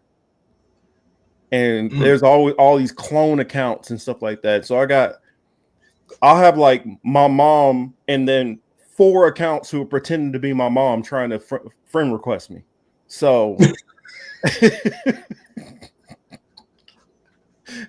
so I Facebook, I don't know what they got. They got to fix their shit. They shit is all messed up. What's funny? I don't like, even though my gram, I haven't posted on my Instagram account. I couldn't even tell you the last time I posted. Maybe last year or something like that. Maybe it was early 2024. But either way, I don't remember the last time I posted, right? So, but we got our family chats and shit like that. So, I end up sending my pops pictures And then, I be getting calls or texts like, "Oh, I seen you on Facebook." I'm like, "How about you see me on Facebook?" My father be posting the pictures I send him on Facebook. Then I gotta tell my pops like, "Yo, dog, why you, you gotta chill, son." You know what I'm saying? But I, I've never had Facebook ever, and I say that all the time, and I'm so glad to say that they will never. Nope, I've never been on that app. I've never browsed, searched, had a fake account, nothing. Uh, Nothing. When I saw that F on the phones when they preloaded the program, onto the phone, I see it. I'll be like, ugh, uninstall, uninstall, uninstall. But here, I wanted to ask you this because I saw this one here. Audit them says, question for you two fellas. Have you heard of the First Amendment auditor movement? If so, what is your take on this? I'll say that I have not heard of the movement, and if you can you fill us more in? Well, fill me in more on it, or if Chris knows about the First Amendment auditors movement, yeah, fill me in on it. I don't know. What about you, Chris? I think it has something to do with like the way people want to run up on public officials and recording them or taking pictures of them. Something to that effect. I'm not too familiar on it. I thought I've heard of it before, but I think Because it's I've something. definitely I've heard of the sovereign citizens. I've heard of that definitely, and um, I've seen the people who they go and film different government buildings and try to see if they can catch cops slipping. Which I mean, my thoughts on it is good. Hold them to account. But yeah, I don't. I mean, without knowing exactly what that one is, I don't know if anybody else knows. Let me know, and then I will try to respond better. But see, like John, Facebook is where I keep in touch with my 25 nephews and nieces. That's what I use it for too. Like literally all my family is on there, and we'll post pictures of graduations and stuff like that. Well, on there on Facebook, I probably still got about a good 1,600 friends on there. But like these are people which some of these people I've known from high school, some college, some in the military, some person from Jacksonville, this person from Italy, this person Puerto Rico, this person California. So it's how I keep in touch with all the different people I've met over the years. Um, he said it's supposed to be for citizens or civilians holding government accountability while filming them and making sure they respect our rights. But some give it a bad look. Oh, okay. Yeah, I like what they do. I've seen a couple of those like at the post office and where they're going there and I well, I don't know about all of them, but I've seen some of them that they do a really good job uh really enforcing and educating people, like because some of these cops just decide that they don't like a person filming and just get all up in arms. And I like what they're doing when they're doing it, professionally and respectfully. And I've seen them educate some cops. I've seen them sue some cops. I've seen a little bit of everything, but I don't like it when you see the ones where they're kind of being crude in a sense. You don't need to have like offensive stuff out there just to provoke cops. But yeah, if you want to go and film them and all that, cops making sure they're doing what they're supposed to, I'll rock with that. Says my channel Yeah, personally is this. a little different. I focus on Freedom of Information Act and whole government accountability where they can square them. Well, then audit them. You sound like the type of person that would probably like to talk to sometimes. So hit us up. Mm-hmm. But sorry, For sure. go ahead, Chris. No, I was just good. I was just gonna say that we still got the Wesley Clark thing to Yeah, wrap up with. yeah. Let's get into that because I got a whole lot of stuff on here that I wanted to say. So let's first let me put one of them up on the screen. Um, the Don't attack me for the source that I used because honestly, most of these sources aren't that great these days. But this That's is what that's why I say, Marcus. For, That's another thing. When you look up stuff now, you can see who don't carry it anymore. yeah, I mean, honestly, what Google has done is like horrendous. How much how horrible they've gotten over the years. I would have figured they would get better, but they've gotten worse. Yeah, Yes, do the, not the sell my info. yeah the way that the information they give you, the sources they give you, it's like two sources. It may be Yeah. 100 names, but there's two sources. So it says U.S. plans to attack 7 Muslim states. Presidential hopeful General Wesley Clark says the White House devised a 5-year plan after the 9/11 strikes to attack 7 majority Muslim countries. And Marcus, Um, that article is from, I believe that article is July 2003 or yes, September, one of the two. yeah, that's what it was. 2003. Mm-hmm. Um, a It's former 21 commander. years ago. God damn. Yes, He said yeah, this is somebody's an adult now. yeah. I mean, it's somebody who was born when he made this, and When he, now they probably got kids. yeah. Or there's a good chance they might, or they graduated Mhm. from college. You know what I'm saying? But they definitely out of high school. Yeah, it says a former commander of NATO's forces in Europe, Clark claims he met a senior military officer in Washington in November 2001 who told him the Bush administration was planning to attack Iraq first before taking action against Syria, Lebanon, Libya, Iran, Somalia, and Sudan. The general's allegations surfaced in a new book, The Clark Critique, excerpts from which appear in the latest edition of the U.S. magazine Newsweek. Clark says It's not a, after the uh no, I'm saying there's not a single one on that list who has not felt the direct effect of American military, and if not directly American, then through one of their proxies or through the gangs and other militia groups that they send into other countries like Somalia and Sudan. You know, mhm. obviously Syria, Libya, and Iraq felt direct Well, that's what I action. want to do. I wanted to go through these individually first, and let's Yeah. not skim over. So we'll take it in order. We can go for oh well, we'll just bring it as they said. Syria.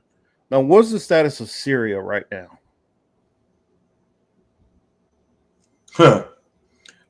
Their president is gone.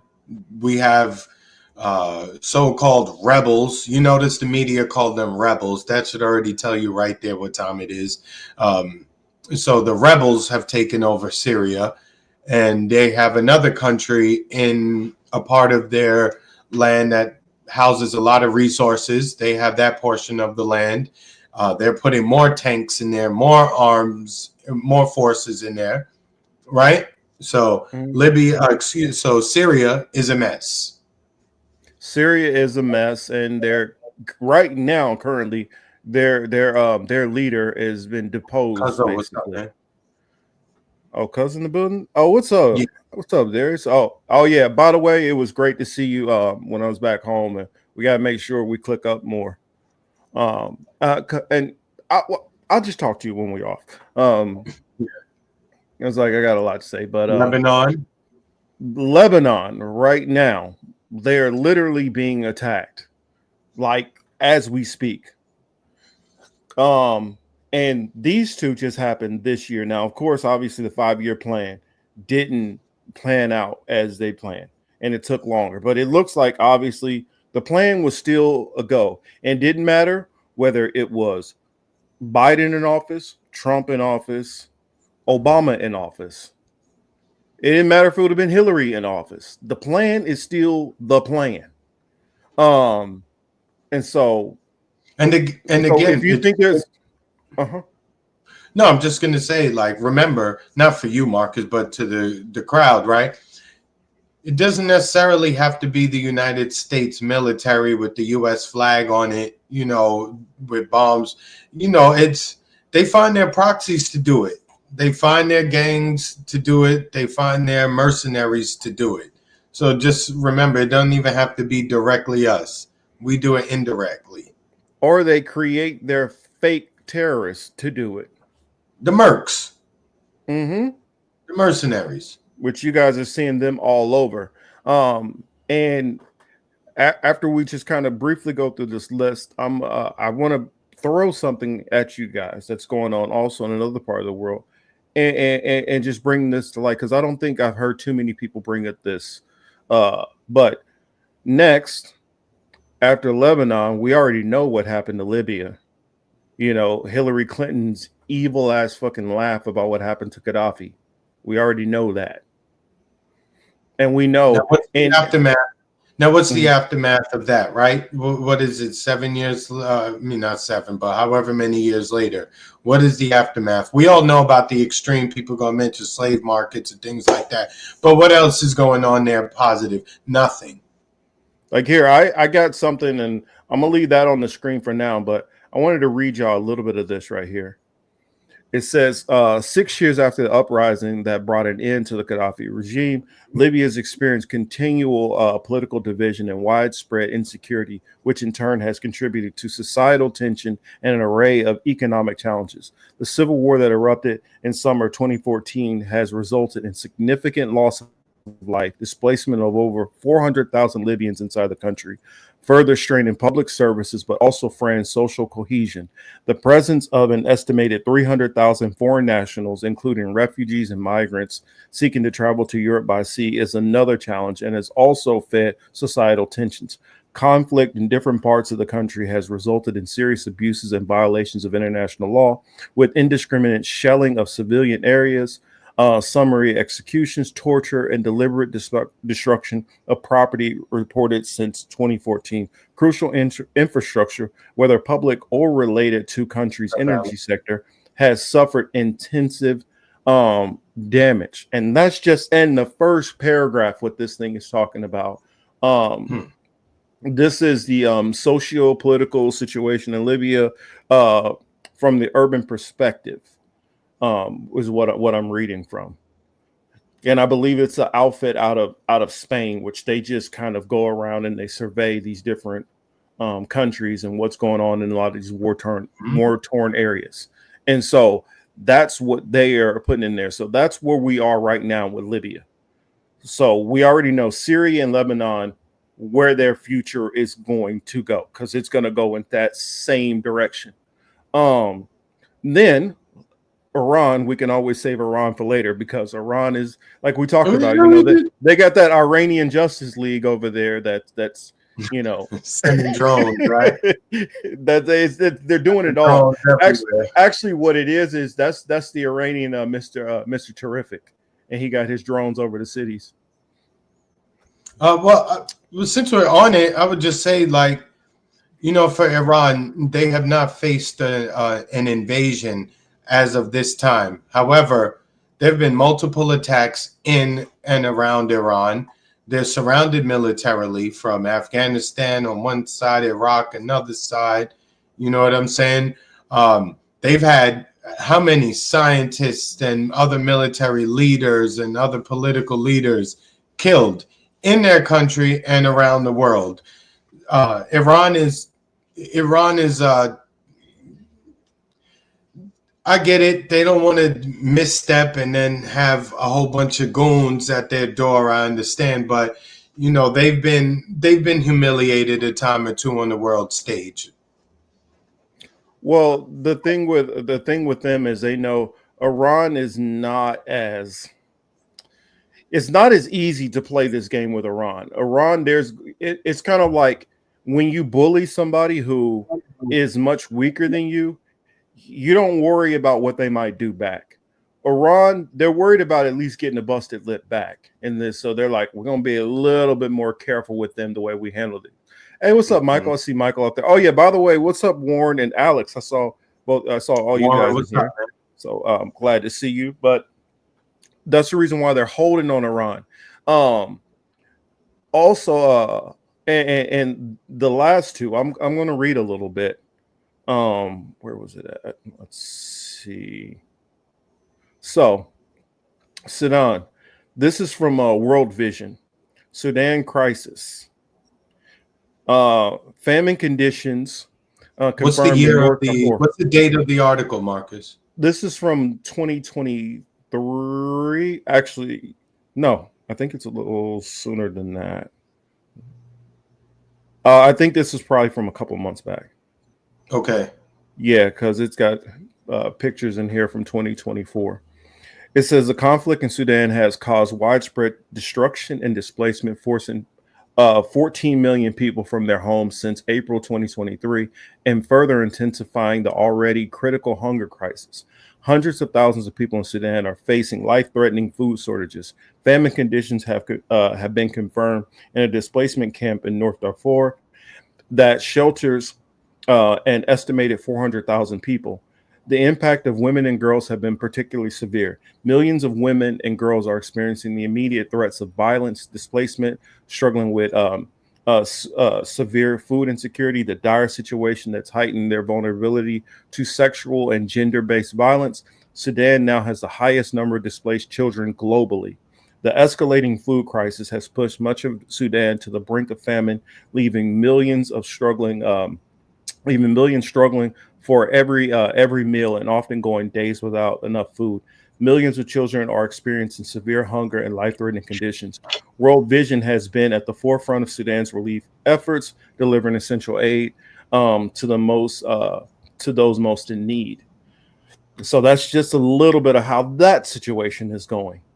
Um, and then the other one that we see right there, that was Sudan. Let's see, is this the one for? Okay, and here's the one for Somalia. Um, and this was written as of 2024. An uptick in fighting in several parts of the country resulted in hundreds of civilian casualties and forced almost 650,000 people to flee. While famine conditions were averted, five consecutive below average annual rains continue to have a devastating impact on the revitalization of the rights to food and health. With at least 4.3 million people in urgent need of food assistance. Um, Fighting broke out in the contested town of Lazanad on the Somalia-Dad Puntland border, but border between Somaliland. Security forces and armed groups linked to Dohabante clan, leaving dozens of civilians dead and forcing over 154,000 people to flee internally or for many to Ethiopia. The armed group Al Shabaab conducted targeted and indiscriminate attacks that killed hundreds of civilians. The offensive against Al Shabaab, launched by President Hassan Sheikh Mohammed in 2022 in central Somalia, in which government forces supported clan militia, led to civilian displacement. In March, the president announced a new offensive in southern Somalia. So, as a recap, we got Syria, which has just recently fallen. We have Lebanon, which is under threat and being shelled by Israel to this day. Libya, which has been completely just ripped apart and displaced. We have Iran, which constantly has been just peppered with little attacks here and there, and their security being threatened. We have Somalia, which is in the middle of a internal civil war. We have Sudan, which is the aftermath of a civil war, but is going through food crisis and flooding and all kinds of things going on. Remember they split Sudan up to make South Yeah, Sudan, right? So you just got yeah, to remember they've been in Sudan for quite some time. They forced the split, between the side that has the oil and the side that has the refineries. So they've been there and with them for a long time. Obviously, you have to keep the people beefing so that you can take what's in the ground. yes. One wrinkle that I wanted to add to this is with Libya, with Lebanon, with Syria, with Iran. Those countries in particular all have ties to Russia, and Russia has helped them out from some degree or another. whether that's been weapons, whether that's been troops, whether bases have been stationed there, whether it has been just in some form of trade. Now, bringing me back to Russia and Ukraine. I know that seems like that's The a big audit, leap. Russia Marcus, and audit them. Ukraine, huh? Marcus, audit said it for you. Audit said it. He knows where I'm going. You know where I'm going. By keeping the person who aids these countries who are on the other side of a certain greater program or project, by getting this person who's the protector, basically getting the sheep master, the sheep herder out of the way so the wolf can get to the sheep. That's what's kind of going on here. So keeping them bogged down, fighting the Ukrainians, makes it a little harder for them to give assistance over here to these other people. Therefore, allowing, a certain little country that for some reason, going back years ago, a certain leader, I'm trying to remember his name, Bibby? Yeah. That guy over there from a country that starts with an I. He somehow named all these countries: Russia, Syria, Lebanon, Libya, Iran, Somalia, Sudan. It's all problems. Now, another thing that people would ask, okay, I can see Syria. I can even understand Lebanon by this greater project. I can see Libya, see Iran. And what's not on that list is, like some people have mentioned in there, Yemen has been a target. Egypt is basically pacified. Egypt and Jordan are pacified, so they don't have to worry about them now. You know who else is not on that list? Venezuela. Well, they will be, because there's back channel stuff going on. But people would say, why is Somalia and Sudan even on this list? What do they have to gain from these nations? And look where they're located. One, right? Are they close to any ports? Do a lot of ships have to pass through a canal, possibly somewhere? Mm-hmm. And the other one, what do they have in underground? Do they have any resources that we're interested in? So if you look into those two things, then you'll find your answers as to why those two are in the mix. Remember what we said. I don't know, because some of the people who are probably watching this are newer and are not familiar with our channel. So let me drop this down for a minute. When I start talking about there are different people, part of the 48ers, there's a different group of people. You have these people who are the religious fundamentalists. You got these people over there who are the nationalists. You got a couple of different sects who are all working together. So you got these people that are nationalists. These people are the religious fundamentalists. And these people over here are trying to make $1. And they want to get it through pipelines, whether that is gas, whether that is oil. And then there are other resources in there. Keep in mind, do anybody know what Israel's #1 export is? Don't tell them, Chris. I want to see if our class has been paying attention. What is Israel's number one export? And by the way, it's something that they don't have there. Ding, ding, ding. Head of the class. Yipper is correct. Diamonds. Yipper stupid. Now, I got a question for y'all. Where the hell are they getting these diamonds from? 3D printers.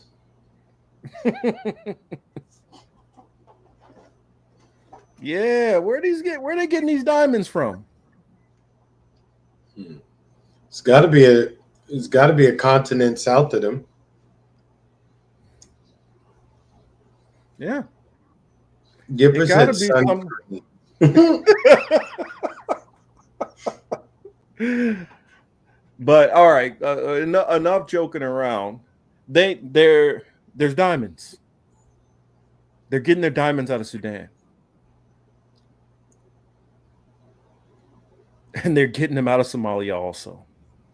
So not only are And they diamonds getting, are a useless rock. They were useless to the people who live where they're most plentiful. And again, look how they have made those people act. Think about it. The people who walked over these diamonds for God knows how long, who just were like, shiny little rock. They paid it no mind. They allowed foreigners, outsiders to come into their land and tell them like this is something of value, and then they got them to fight each other over it, and then well, they they like created false scarcity. it's not even they serve no purpose. Well, that's what I'm saying. They've made the world believe that these things are worth something, and then created a false scarcity on them. Though you have women making fun of men for not being able to get a big enough diamond, dog. Like it's wild. Oh man! Oh, there we go. There we go. Yeah. There's our A student stepping up right there. Mm-hmm. Sudan and Somalia have Earth's rare minerals and resources, and it's in the middle of sub-Saharan and Mediterranean Sea. I have a perfect spot for Western interests. This is why they're in those countries also, and a big reason why you keep hearing all these problems with Venezuela. What does Venezuela have? Exactly. Resources. Mm-hmm. Them have big man. Yeah, y'all remember the beginning of Beverly Hillbillies? What they used to say: Texas tea, black oil. What do you say? Black gold oil. I never watched that, so I wouldn't know. That's what it's about. Well, actually, theirs is there sweet? I think theirs might be sour crude, but regardless, that's what they want. That's what they want. Mm-hmm. Jeez, And so they continue messing with them. I'll be right back. Yeah.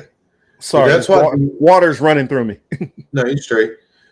This is why the United States government messes with Venezuela too. You know what I'm saying? And why they constantly, doing dumb shit as it pertains to them because they want their resources. Or if they don't want their resources, they want Venezuela to use their resources in a way that benefits United States businessmen and, other international conglomerates first and not the people there. They really got mad at the last regime who decided to say, hey, maybe some of this in the ground, the sale of it should benefit probably the citizens who live here first and not the international conglomerates. And we saw how well that went for Mr. Chavez. You know what I mean? So, it's funny. We call a lot of these places on the list, we call them poor third world countries. They're backwards. They're left behind. They're da-da-da. But the powers that be can't seem to leave them alone, though. If they really had nothing, you wouldn't be there. So, you should be able to put two and two together. And a lot of them look this way because there are third parties, if you will, interfering in their countries. They will pay a portion of the country.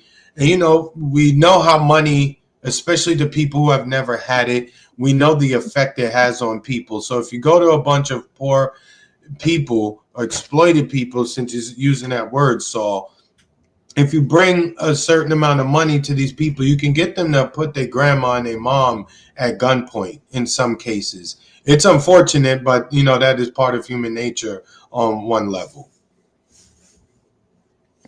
Yeah, there's a good comment over here on the Rockfin side from John Donson. He says, I thought you were going to say violence, which I'm like, you know what? Yeah, violence would probably be number one because violence is what is getting all of these different resources or trying to procure all these resources. Mm-hmm. That is true. That is probably the number one export. Mm-hmm. And not only violence through their own hands, getting other countries to do their violence. That is why Netanyahu gets to speak in front of Congress. I don't know if you heard recently, he's scared to go to Poland. Okay. Yeah, they're supposedly doing the Holocaust kind of like memorial, I think Auschwitz, and yeah, he's decided, I don't think I'm going to go out there. Like, dudes wore gold chains, not diamond chains. There's a reason for that, right? Mm-hmm. The diamonds weren't worth anything, but they tricked us into thinking that, that this thing is it's all that. You know what I mean? So it's unfortunate that we, still we cannot look, even us here in this space, we can't fully disconnect ourselves from the system either. We still fall for it too. If you got a woman, you think about getting married, you're looking for some diamonds. Mm-hmm. Well, and tying that in, that reminds me of something because I was watching I hopped back in and I watched some more of Sabby's live stream after we got off, and she talked a little bit about Candace Owens' appearance on Piers Morgan. When, from months ago? No. Well, I think she had been on recently, I guess. Because wasn't she on Piers Morgan with that dwarf looking dude? Yeah, this is another time she's been on. She was it's just okay. her and him. I know you're talking about the don't even say the first part. Don't even say the first part. Just that Shmuley guy, the Shmuley guy, Shmuley, whatever. He looked like the dwarf or the dude from the He-Man movie who was playing with the key. Grill door. That's Grill Door. Yeah, that's what he looked like. If y'all seen He-Man, the movie with Dolph Lundgren, go look at the character who's supposed to be like the Orko type character with the pointy ears and yeah, just he's playing with the key. He's playing with the keys on the thing. He looked like homeboy from He-Man, dog. That's what he looked like, son. I can still even hear that little tone in my ear. Yeah, correct. That's what he looked like. Just and I hope y'all all follow our reference, because I know some people might be a little younger and they might not have seen some of these movies to understand our references. But for those who know, y'all know. But this is what she was saying is she said that like she's ashamed of herself that she's like, I used to be a Zionist. I used to be part of, basically caping and defending a lot of this stuff.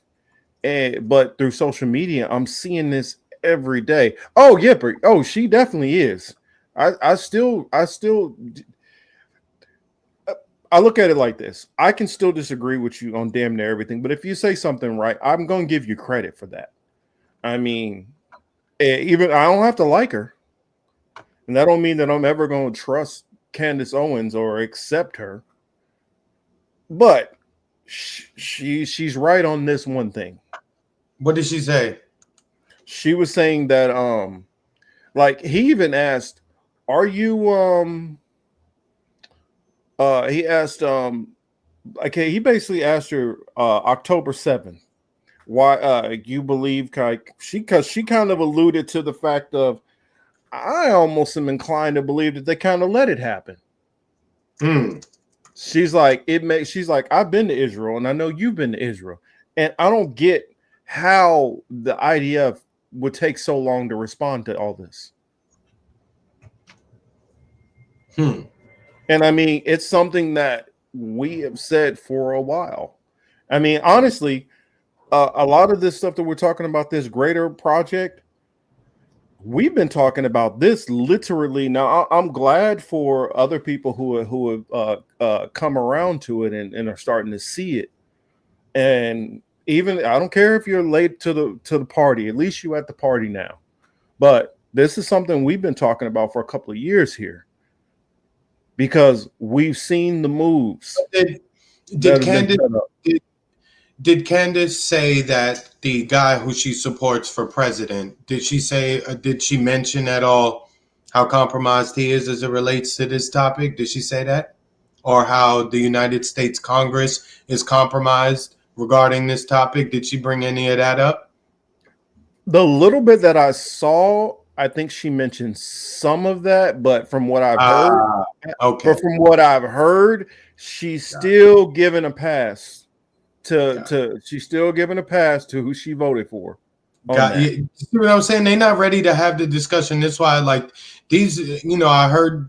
I'll give credit to Whitney Webb. I didn't hear anybody else. I don't know if she made it up, but the term it's used frequently. Limited hangout, if you will. She's willing to say, "Oh, them," but then it's like, okay, why don't you further educate your crowd and give more details as to what you're talking about so that people really, really, really can string it together and put it together. And she would know that. She does know that, but she chooses to stop wherever she stops at. And we know why. And then look, dog, look who she's married to. She can afford to say all this because she is good. Because hubby got money, hubby daddy got money, and she was sure to have 3 kids by the 2 or 3 kids by that dude. So either which way, she secured her financial future so she can say things like this. Well, I would throw also, I would throw a Dave Smith, Ryan Dawson, Stu Peters. I throw them all in that same category too, because while they sit there and rail on they rail on these topics all the time. When it comes to Trump, they all hands off. You got to understand, like he's still fighting the system, and he's America first. The only one I've even heard have even a little bit of smoke for Trump on it, who I know was a Trump supporter, would be what's that one kid, the little white supremacist kid, little goofball. Kanye went to the Fuentes? Yeah, Nick Fuentes. Which it's kind of funny. Somebody said it up there earlier. Let's tie all this back together, because while there's this scarcity, this false scarcity for diamonds, one of the same people who were calling out some of these same people made a song talking about the diamonds of Sierra Leone. Mm-hmm. How interesting this all revolves around, where he talking about one group of people, and then later on, it's like he didn't even know exactly who he was talking about. Now watch, Marcus, whenever they get enough diamonds printed through their 3D printers, then they're going to go back to tell you that the ones in the ground don't mean shit. Mm-hmm. That's how much value it holds, that you're going to say, no, we just printed enough. Oh, them shit's over there. Them shit, we don't need to buy nothing from over there no more. Yeah, Chris A says Stu Peters is dirty. He was crapping on French Arabs for protesting police brutality. When the French were protesting, no, Stu is pro-Palestine. He's not. What Stu Peters is he's just a racist. Now, there's some of us who call out the 48ers, as we like to say over here, call out for what's going on. There are some people who just got a hatred for him, and got a hatred for anybody who's non-Aryan. And I'm talking about the white Aryans, not the Asian ones. But that's where it is with them. They own some that's the people who are out there who are really on some white supremacy stuff, who know how to polish it up and make it look sanitized. But they're the ones who believe in this white replacement theory and all this crap. It's just wild, man. Now it's all these. Now, one thing I've learned is to be more cognizant of, because I used to hate how people on the right would just call everybody who is left of center a Marxist, communist, all that crap, and I'm like, dude, nobody can take you serious if you just spout out freaking nonsense. You can't be a Marxist communist and be a capitalist at the same damn time. It's just idiotic what you're saying here, because most Democrats are some of the biggest capitalists. You can't be a capitalist and a communist at the same time, unless you don't know what the hell a communist is, which now you're making yourself even look dumber. what I would say is call people for what they are. I know there are some people on the right that consider themselves small government conservatives. There are some people that are the evangelical conservatives. There are the old Tea Party faction, and there are some who are just out and out fucking racists. I'm not gonna lump them all into the same category. You have some who are America first, and they really are about this patriotism and like cry when they hear the national anthem. You have all these different people. And I'm not going to do what a lot of those people on the right do and just clump them all together and say that they're all the same thing. But somebody like a Stu Peters, I can confidently just say, yeah, I believe that dude's flat out a racist. The same with like a Ryan Dawson. I don't like for instance, a Dave Smith who's a libertarian. I don't think he's a racist. I think he sees what's going on with the Palestinian issue and he doesn't like it. But at the same time, his politics come ahead of that principle there. So he's not willing to go against too many people because he don't want to fuck up his bread. Correct. So correct. Shout out to I see Lone Star in there. What's up, Lone Star? But that's where it is. So I feel like it's important for us to address people for who they actually are and what they actually are instead of just throwing out dumb nomenclatures, because that's how you got these neoliberals who I remember a time when people used to proudly call themselves progressives who were to the left of the Democratic Party. Then you had all the neoliberals start calling themselves progressive, and then they start calling themselves social democrats, and they start calling themselves whatever they want. So I think no, their words have meanings, definitions are real things. You're not just going to make up whatever the fuck you are. Just because you want to be a cat today, you're not a cat. Correct. Now, whatever you want to do in your own personal bedroom, which whatever freaky shit y'all doing, y'all can do that over there. But we don't have to engage in mystery theater with you. We do not have to engage in your weird fantasy. Correct. Just like I remember Cedric Entertainer had that one joke. He was talking about. He was like, "Hey man, what's your name? Yeah, just call me Delicious." No, I'm not calling you Delicious. I ain't calling no grown man Delicious, dog. That's what it is. I'm not playing your weird ass games. Facts. So I don't know, kind of went all over the place there, but hopefully y'all get the point that I'm saying. But that's pretty much it. I mean, I just wanted to put those connections together because I don't hear too many people ever put the connection with why the Greater Israel Project is a thing and why they wanted to go into these countries and why Russia, Ukraine, and how all of this shit is all tied together. These are not separate issues. Yeah, it's like that, man. That's the reason why that's the reason why a lot of these politicians are riding so hard for both of these issues, because they do know how they're connected. They know who writing checks for them. Yeah, Delicious.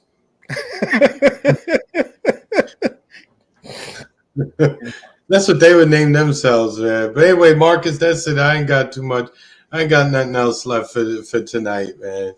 Yeah, I ain't got nothing else. And again, for those who didn't see our interview over there on the panel over at Sabby's, make sure y'all go check that out. While you're over there, please give a like, drop some comments in there, all that. For all the new people who subscribe to us, if you guys are watching this now, if you're live or if you're catching this later, I appreciate y'all. And hopefully y'all jump into the chat and join this family over here. We like the dialogue and the conversation. And also, when we can, send us the stories. I try to watch all the different stuff I can to factor this in. But like I say, we're not only here to so-called be teachers, we're here to learn from each other. And as Chris talks about all the time, try to build infrastructures outside of online. So if y'all in cities near each other, whatever, why don't y'all meet up at coffee shops every now and then or set up stuff? We can start building our own things outside of just online, and everything don't have to be online. Just like I said, when we any cities I go to, I try to let y'all know, hey, I'm gonna be in town over there. So if there's a possibility y'all close or whatever, it'd be cool. head out to a park, meet up with y'all, coffee, drinks, ice cream. I don't know, some shit. I don't really do too much the clubbing and stuff, but you know, but maybe even kick back some drinks. I don't know, watch the game or something. But I feel like there will come a time where, you know, we are going to have to actually meet up with people in real life, and we're going to have to actually build and work on some things when the rubber really hits the road. And it's good to build community now while you can, and build community in as many places as you can, because you never know if you might have to get up out of where you're at and go to a new spot. And so you want to try to put down as many roots as you can in different places, and touch as many, you know, reach out and, you know, and meet each other for real, actually have real meaningful relationships. Sorry about that. But yeah, that's all I got. And oh yeah, again, we will be heading out there to DC for the inauguration, and we'll be out there trying to do some street interviews and stuff. So if y'all in the area, or y'all just want to meet us and say hi, whatever, let us know, and we will be out in that area. But that said, I don't have anything else. What about you, Chris? No, that's it. You know, I just wanted to tell people, you know, today's the first day of winter. So I know for the people up north, you know, it's going to be cold. So all you guys stay warm as best we can. You know, we still in T-shirts over here. Sorry, but, you know, it just is what it is. You know, Christmas is coming up. So, you know, Merry Christmas to those who celebrate it. You know, I hope it's straight. You know, I hope you get to spend time with your family. You get some good food and all the rest of it. If for those who don't, just enjoy having the day off. Enjoy having the days off from work. You know, if you're off from work, you know. Yonina said, "Don't be smashing alarm clocks." And it's not my alarm clock; it's my watch. Yeah, so what kind of PBS African special ringtone is that? Oh, that's a good one. It's the ringtone my watch makes. That's the one. And if I don't have it tied into my regular one, that's my phone ringtone. That's what you'll hear, which I typically try to keep it off so my phone doesn't ring during the live streams. But yeah, I'm gonna hop off here and answer this phone call or call back. Yeah. All right, guys. Well, thank y'all for coming through. As usual, you could have been anywhere else, but you was here with us. So thank you guys for the newer viewers. We hope you guys would continue to come through. If not, then we appreciate you having here. To all our usual crowd, you already know we mess with y'all. We appreciate y'all coming through as usual. So, you know, thank everybody. All right, thank everybody, and y'all have a good weekend. Oh yeah, by the way, Chiefs 14-1. Let's go. By the way, oh yeah, we're gonna get into that. Yeah, we didn't have a sports segment this week, but the next time we definitely gonna have to have one. There's a lot of shit happening in sports too right now. Word for conversation. All right, we'll holler at y'all later. And oh yeah, in the future, look out for new guests coming on here. We're gonna try to link up with more y'all. And if you're a content creator and you're listening to this your first time running across us, reach out to us, contact us. You know, we're very approachable. So that said, all right, y'all have a good one. Stay blessed, less stressed, and see y'all next time around. Peace out, y'all. The greatest trick the devil ever pulled was convincing the world he didn't exist. And like that,